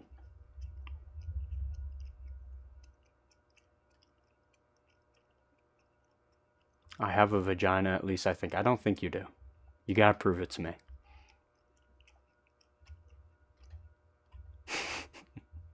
Dude, what a fucking weirdo comment for me to make. Oh my goodness. I'm a creep. Are the police coming for me? Oh my goodness. Justin, you just got like... Can your like head explode already? Can you just like explode? You're 16. Oh my goodness, I'm done. I'm canceled, bro. I'm done. 18 and 16 isn't horrible. I knew someone who was 18 who was dating like a 15-year-old. I thought it was a little weird, but they were like 16 in like a week. So I'm like, whatever.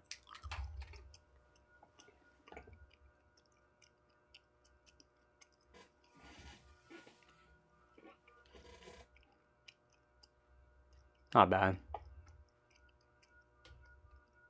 A man will never tell me what to do with my body. Love is love regardless of gender. It's like, dude, oh my goodness. You sound like a Democrat bot, bro. Are you even real? On my birthday, will you turn liberal just for one day or not? Maybe just for one day. Maybe for one day I can, like, I don't know, wear a skirt or something and be like, guys, Kamala's a baddie. I don't know. FYP thinks I'm based.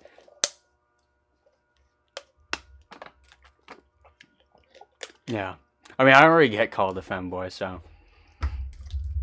Dude, my own, like, group of people, like, my own, like, private group chat just call me, like, the femboy. It's like, it's women. It's women conservatives. It's crazy. It's like, it's fucking ridiculous.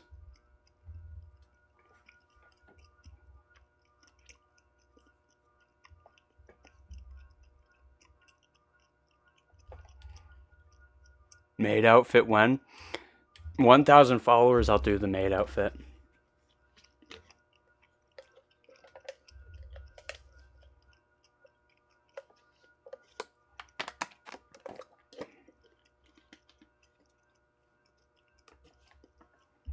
There's no more gum left, bro. Dude, I actually had to spit out my last piece of gum because it was like liquefying. It was so nasty. I had to get like another piece. I only chew gum because when you're debating, like your mouth gets really fucking dry. And my previous debates, I would go through like 6 water bottles. And I was like getting a little afraid I was going to get like water intoxication or something. So I'm like, yo, I'll just chew some gum.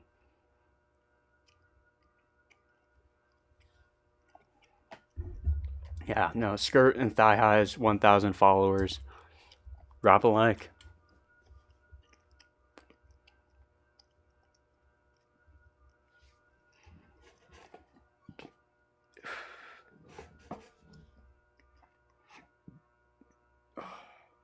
Man, I got like this shawarma bowl.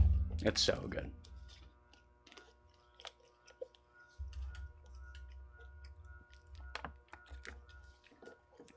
Should drink more than a liter an hour. I'm pretty sure, dude, I was drinking like 4 liters. No, more like 2 liters an hour. I was going to say 4, but that was a little much.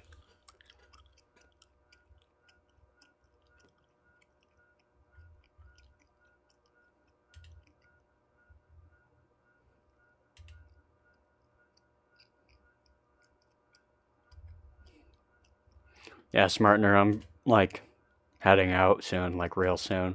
Just drop a follow. You'll get notified when I'm streaming.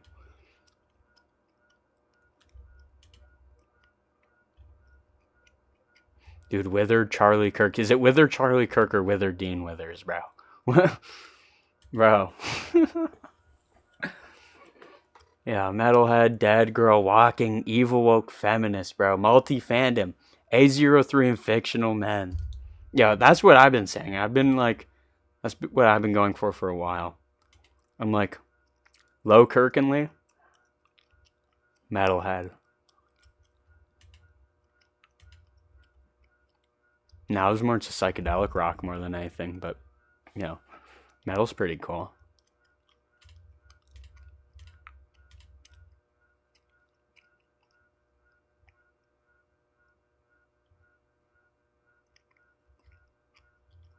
All right.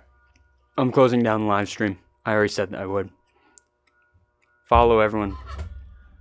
Follow for 1,000 followers. Femboy outfit coming soon. Good night.